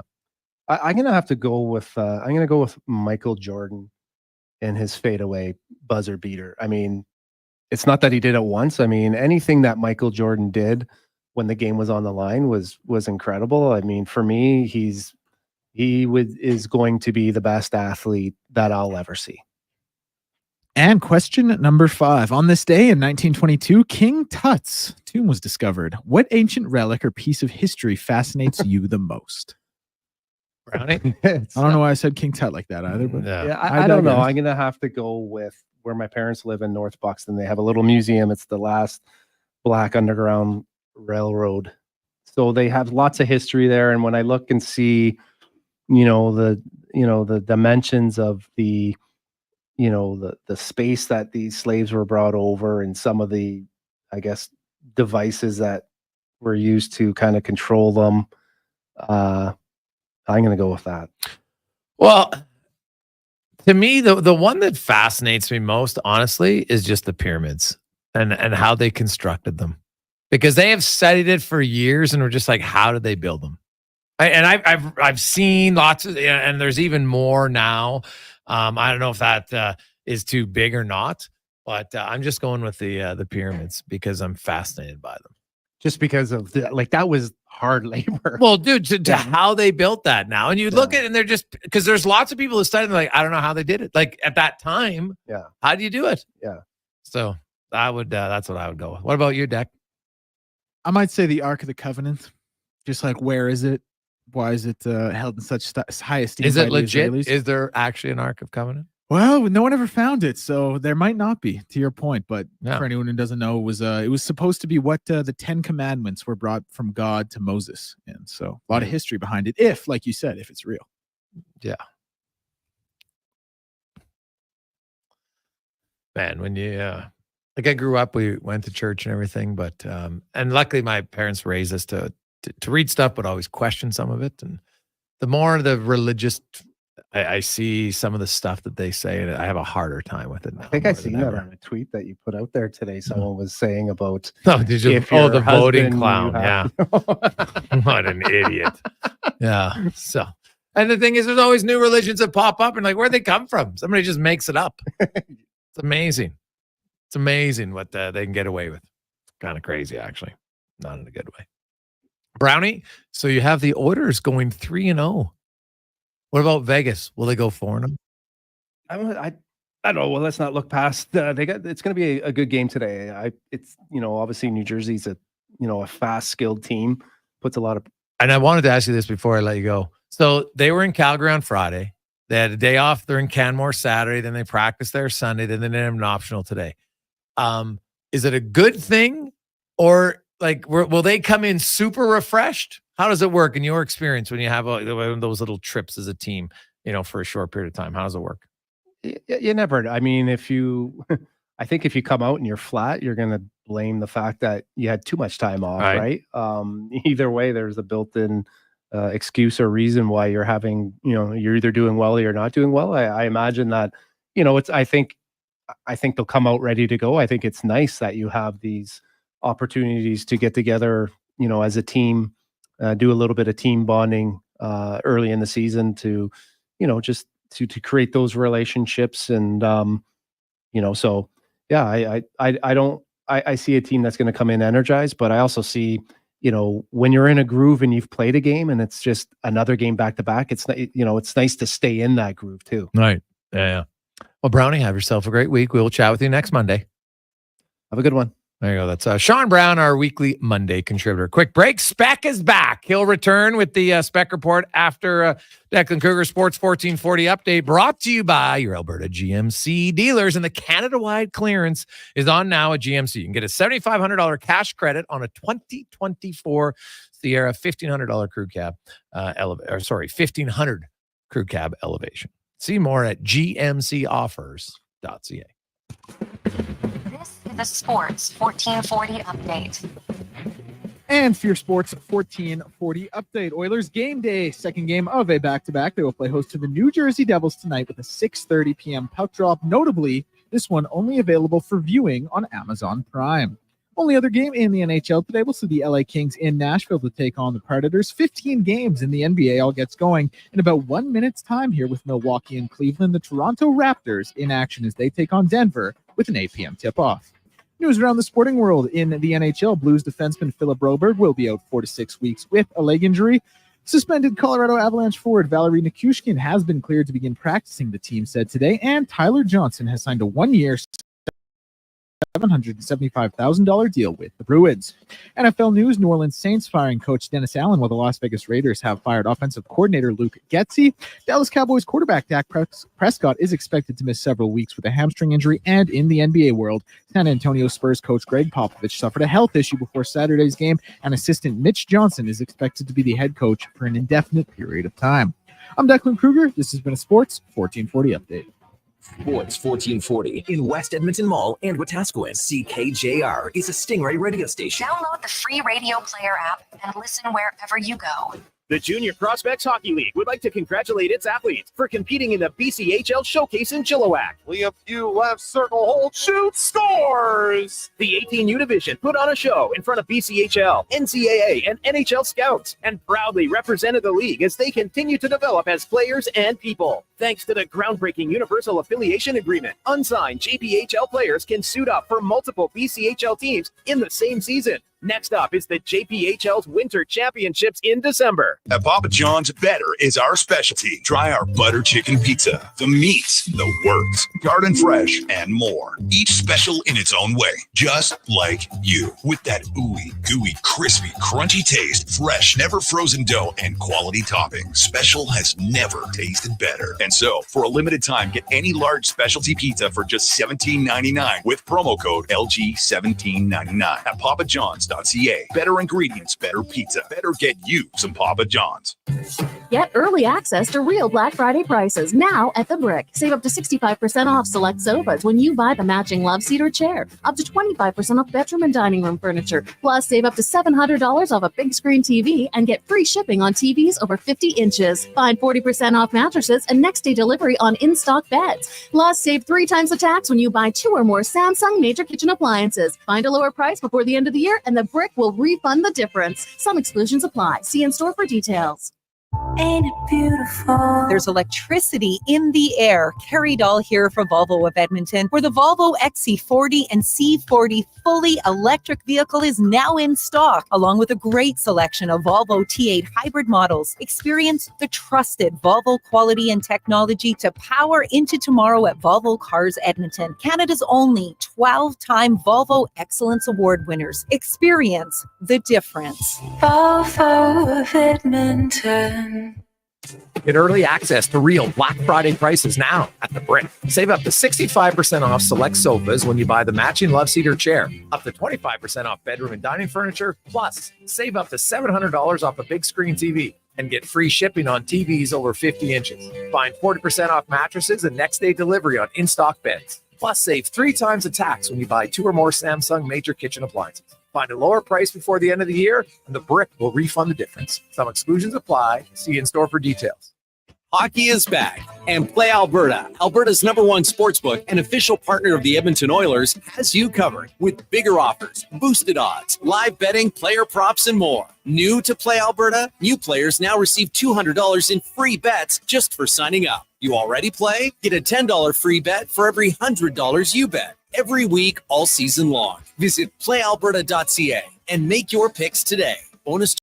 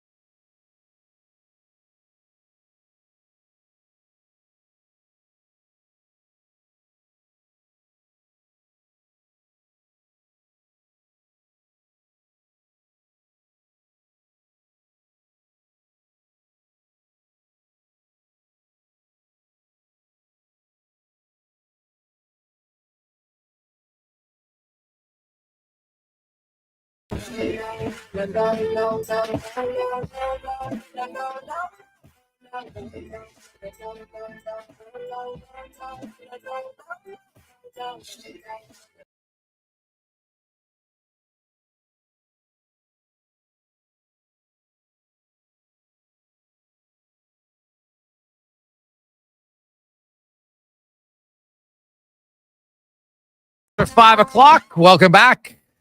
Jason Gregor Show on Sports 1440, Orders Nation, YouTube, and Facebook, as always, presented by PlayAlberta.ca. Get in the game at PlayAlberta.ca. The orders, of course, you can get on that. Hey, Leon Draisaitl continuing his point streak.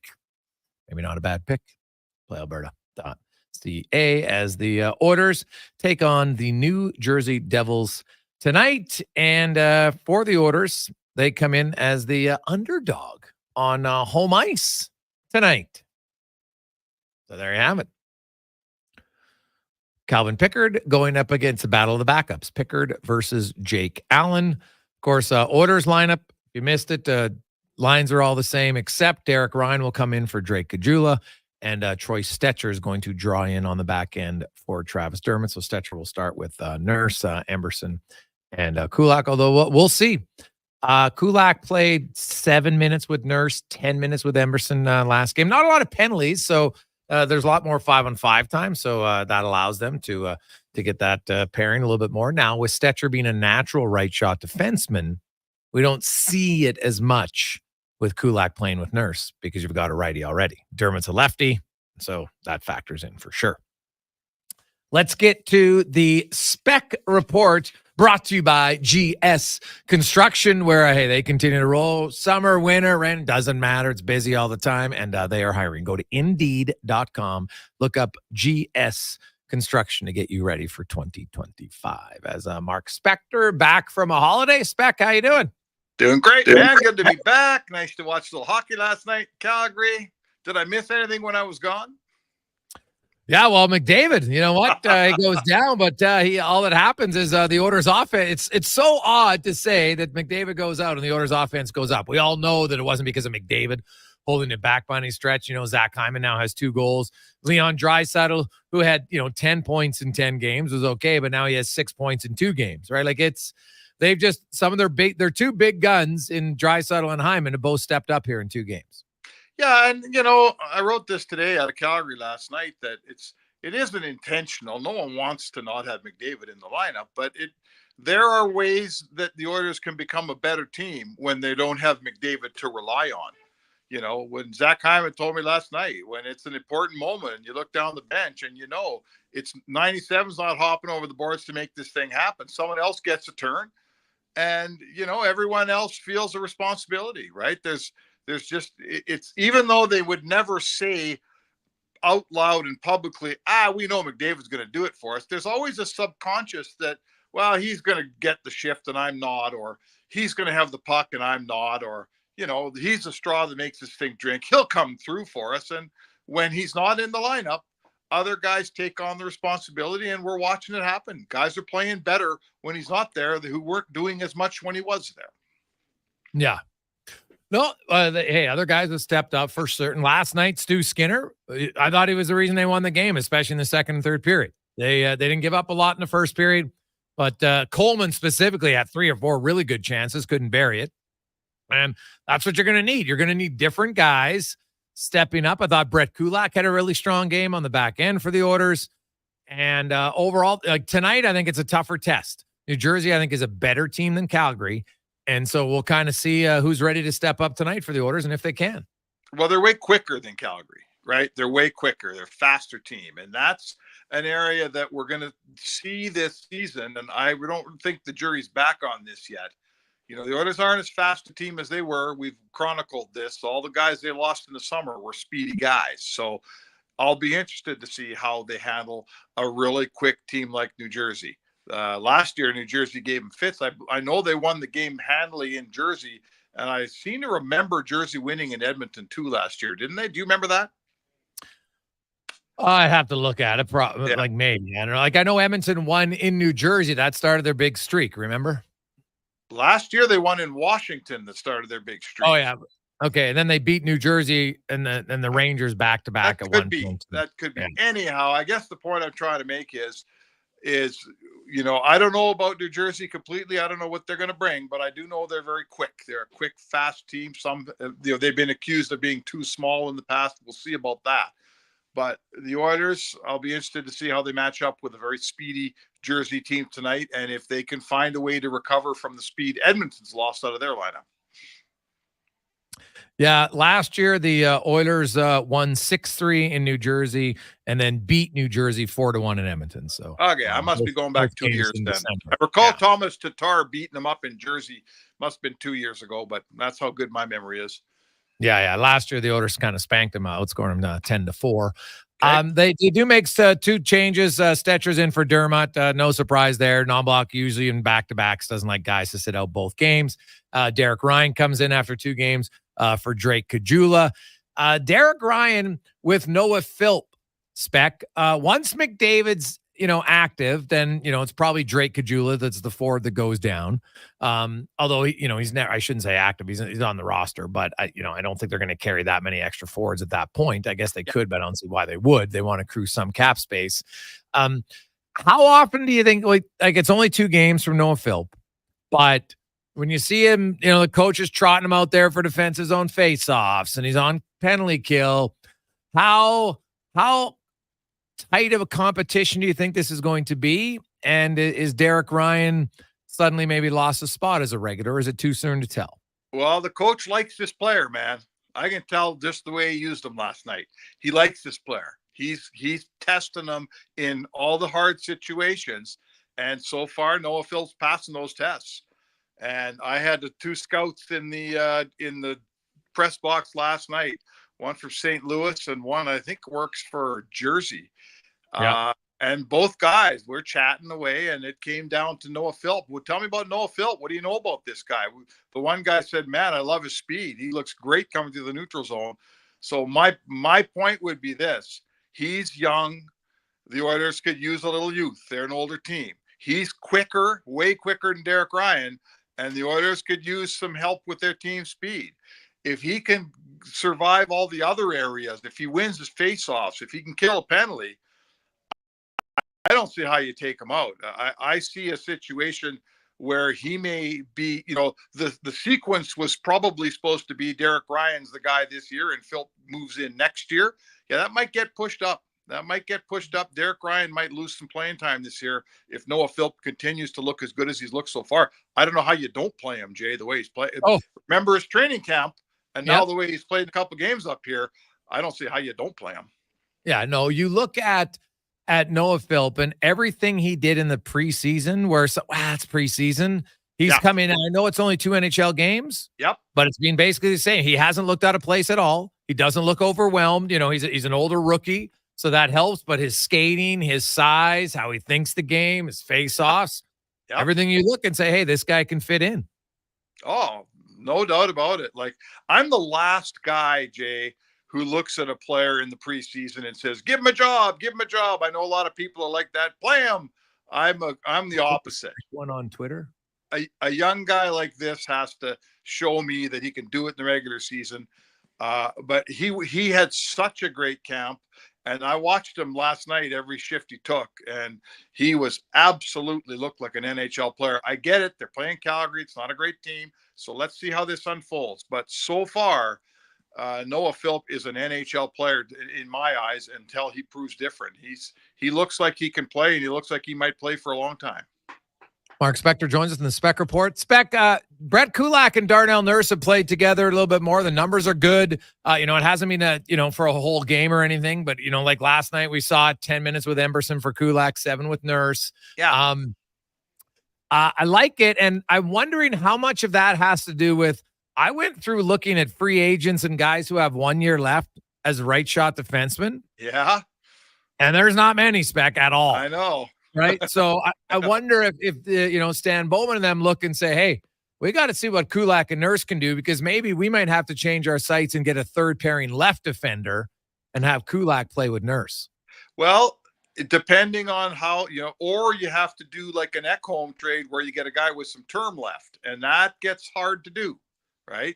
That like there's right shot guys out there who other teams have, or have 2 or 3 years left in their contract. So I hear exactly what you're saying, and I agree with you. They're taking a look. I think when the season started, Jay, correct me if I'm wrong, we all just thought Nurse is on the second pair, Kulak anchors the third pair, and we'll figure the other spots out as we go, right? That's how we had it laid down. Well, we're seeing Kulak getting second pairing minutes now with Nurse and looking just fine. Like he's holding up no problem in those minutes. So, maybe what they're trying to figure out is that can we get by with maybe we don't get a second pairing defenseman. Maybe we find a third pairing guy or 2 third pairing guys. You're right. This is a debut. This is let's figure out what we have heading into the trade deadline. Because you're right, man. I've seen that list too. The list of pending UFA right shot defensemen is not strong. No, it is not, and even guys with 1 year, not great. So have to dig a little bit deeper on, like obviously, like Rasmus Anderson's the obvious one, right? He's got 1 year left on his deal. Does Calgary want to move him? There's lots of moving parts in there. They're not moving him to Edmonton. Yeah, Let me be the first guy who says I totally agree with you. No chance. There, in my opinion, Craig Conroy. Well, first of all, if Rasmus Anderson's available, there's 7 teams would would like him. He's a good player. He'll find one of the other 6 teams, Jay. He will not trade a final piece of a Stanley Cup lineup to Edmonton and help them win a cup. He will not do that. It will not happen, in my opinion. No, I agree with you. I think it's pretty low odds that would happen. Podkolzin, what's your take on Podkolzin and a guy who's just seemingly gaining some more confidence? Do you think he's ultimately a third line guy, or do you think there's a chance he could be a complimentary second line player? Well, you know what? I'll tell you what. I'll say this. I don't really know I never quite knew with Dylan Holloway if he was going to be a second line guy or a third line guy. And that's fair because he hasn't played enough. Let's see how he does. Podkolzin to me is doing a lot of the same things. He's banging pucks loose. He's got some speed. He's coming up and down the wing. He knows that he can get the puck, and he's smart enough to put it on Draisaitl's stick fairly soon after obtaining the puck, which is what any Draisaitl winger should do. So I love the way he's playing, man. I think he looks fantastic. Now he looked this way for spurts in Vancouver, but he could never maintain, right? There was consistency issues. He could never maintain. Has he gotten over that hump? Only time will tell. But to me, like, we lament losing Dylan Holloway, and I do too. He was a nice looking young player. This guy's Dylan Holloway every inch of the way, in my opinion, and probably has better hands and a better shot. Is he as fast? He might not be quite as fast, but if he turns out to play, it's a brilliant move by a GM who lost Holloway and had to think on his feet and brought in Podkolzin. So let's see what happens. I'm not sold completely yet, but I love the way this guy's playing. And why couldn't he be a second line player, Jay? Why couldn't he play with Leon Draisaitl for the rest of the season the way he's playing right now? You tell me. Well, eventually he's got to finish. That's just the facts, right? You gotta be able to finish. And I've liked his offensive instincts. He's making more plays, and so it'll come. But like when Evander Kane gets back and is healthy, okay, Evander Kane's a second line winger. There's no doubt in my mind, right? He's a better proven. He scored, like, people like, Kane had a down year last year. I'm like, yeah, and he still scored 24 goals. So. Yeah. That's what I'm saying. And that's not a bad thing if you have Podkolzin and Kane as 2 left wingers who got some speed and some physicality down the stretch for the Oilers. Oh, man. Are you kidding? Like, this lineup needs Kane back in it. And if you're asking me, does this guy step in ahead of Kane, Podkolzin? Absolutely, he does not. Right? Don't get me wrong here. Kane has done it for a long time. This kid's trying to figure out how to do it once. Kane's done it for 10 years. So, yes, he's behind Kane. But he's also got some runway here to prove that he deserves a good look. And Kane's not coming back for a little while, so let's see how it all pans out. Yeah, no, it's true. Mark Spector joins us, Sports 1440, sports1440.ca, Oilers Nation, YouTube, and Facebook. And Spec, a few other quick ones just around the NHL. You look at Alexander Ovechkin. I thought at the start of the year Ovi would be motivated, and he's on pace to score 52 goals. Now that's going to be hard to maintain, but still, it's ridiculous that at his age the guy just keeps scoring goals the way he is. The Capitals are good. So my question is, I assume Ovi's going to be in the hunt this year. When does Gretzky start following him around? Is it when he's within 5 goals? Is it 4? I don't think it's got to be before 3 because you get a hat trick and then boom. So does it start when it's 5? I can't remember when Gordie Howe started following Gretz. Well, wait, I thought there was one where Gordie Howe followed Gretz for the most points. Wasn't it? Didn't Phil Esposito follow him in the early years? Or 76 for most goals in a season? Yeah.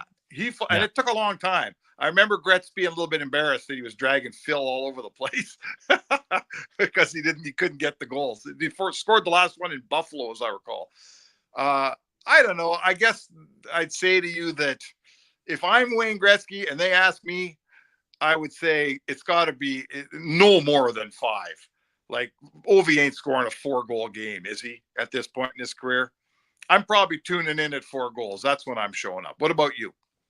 Yeah, see, I'm thinking 5 because 5 is so rare, but even a 4-goaler, it's like, oh, geez, and so I think it probably when it gets to 5. Now, maybe you don't announce it, it's just subtly, right? Although it's probably hard for Wayne to slide in the building. Right now, maybe they have a deal. It's Wayne says, hey, I'll be in the city. If he scores 3 goals by the start of the 3rd, then I'll come to the arena. You know what I mean? Like, who knows? Right? Just so it's like, I don't want it to be like where people are starting too early, right? I understand that. But it's kind of a fascinating thing. It's a record that so many people thought was never going to be broken. Yeah, but sorry, go ahead. Excuse me. Yeah. But now that it's here, I think it's fantastic. Like the last few years, people thought, okay, it's realistic. But, for a long time, no one thought, even though I remember when people thought Ovi, when he scored 32 that one year, he's starting to slow down. That was a decade ago. It's crazy. Yeah, it is. Like, full credit. They're going in again for Ovi. He didn't look very good last year. They're going in again for him. It's not, at his age to be scoring the NHL, it speaks for itself. He's incredible. He's going to break the record. He's deserving of the record. I'm not. If you fill me full of truth serum, I'd rather see Gretzky hold that record all forever than Ovechkin. But it's not up to me. He's going to earn it. It's going to be his. And I think part of Gretzky following the thing is coming to the rink and doing the stories and talking about the year he had 76 and telling the tales. Like, it's and going town to town. It's a bit of a traveling circus. And if Gretz is either in or out, you can't come hang around the town and sit and watch the game. Fair point. And show up in a cab after 2. If he's in for this thing, the NHL wants the publicity. It's going to be a once in a lifetime thing. He probably, Gretzky doesn't know hockey anything. Don't get me wrong here, but guys did this for him when he was breaking records. And it's probably fair to say that Gretz should do this for guys who are breaking his records. Is that unfair to say? Oh, that's why I think he'll be there. I think the one thing Gretzky's always understood is the history of the game. And I think he's had ultimate respect for it. Yeah. Heck, he might be like, guys, I'll start when there's 6 games to go. Who cares? 6 goals? Who knows? Because you're right about going around and talking and different play. I think it's monumental because this is a career achievement, right? Like single season records, guys could get ridiculously hot. Like I think that there's a chance. But when you go to a career record like this, like I know some people have already mentioned Austin Matthews. And I'm like, he's going to have to play for a really long time.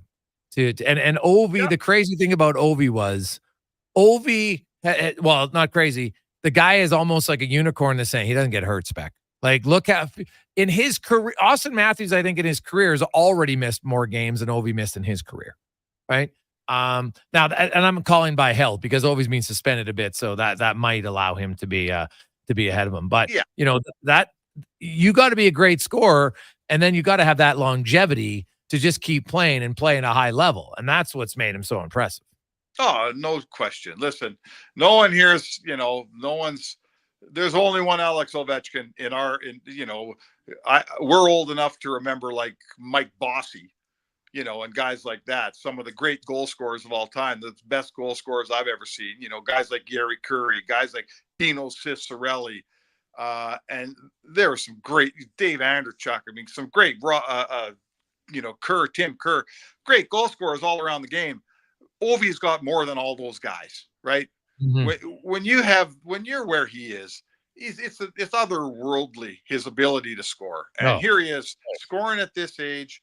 I'm with you. I think it'll be a fun little circus that travels around the league if Gretz gets on board, and maybe even flies on the Caps charter to get around. Who knows what he does? But Oh God, are you telling the Caps players would love that? That's a Love great that. idea. Yeah, Like, are you sure they kidding? And probably Gretzky would. What's the one thing the guys say they miss the most is hanging out with the guys? You kidding me?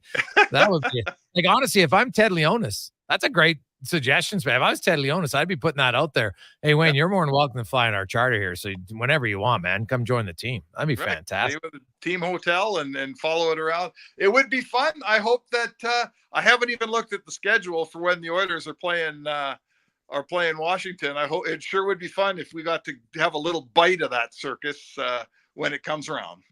Yeah. Well, I'm guessing like if it's 42 goals and needs, like obviously it's going to be somewhere in, even best case scenario, March. So we'll see how that runs. Spec, have a great one, my man. We'll see you at the rink. All right. Sounds good. There you go. That's Mark Spector, the Spec Report, brought to you by GS Construction.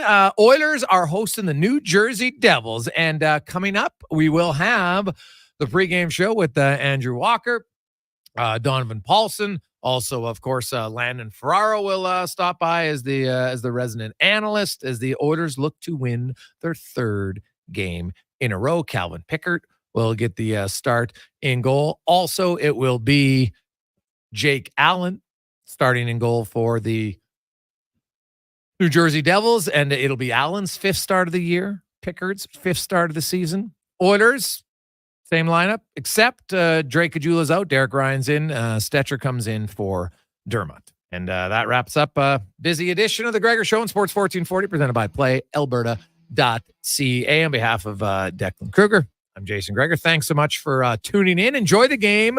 Remember, it's on Prime. But if you stop late, you can still just start it from the beginning. We got that confirmed, so that'll be all good. Enjoy the game. We'll break it all down tomorrow. Pre-game show is next. Good night.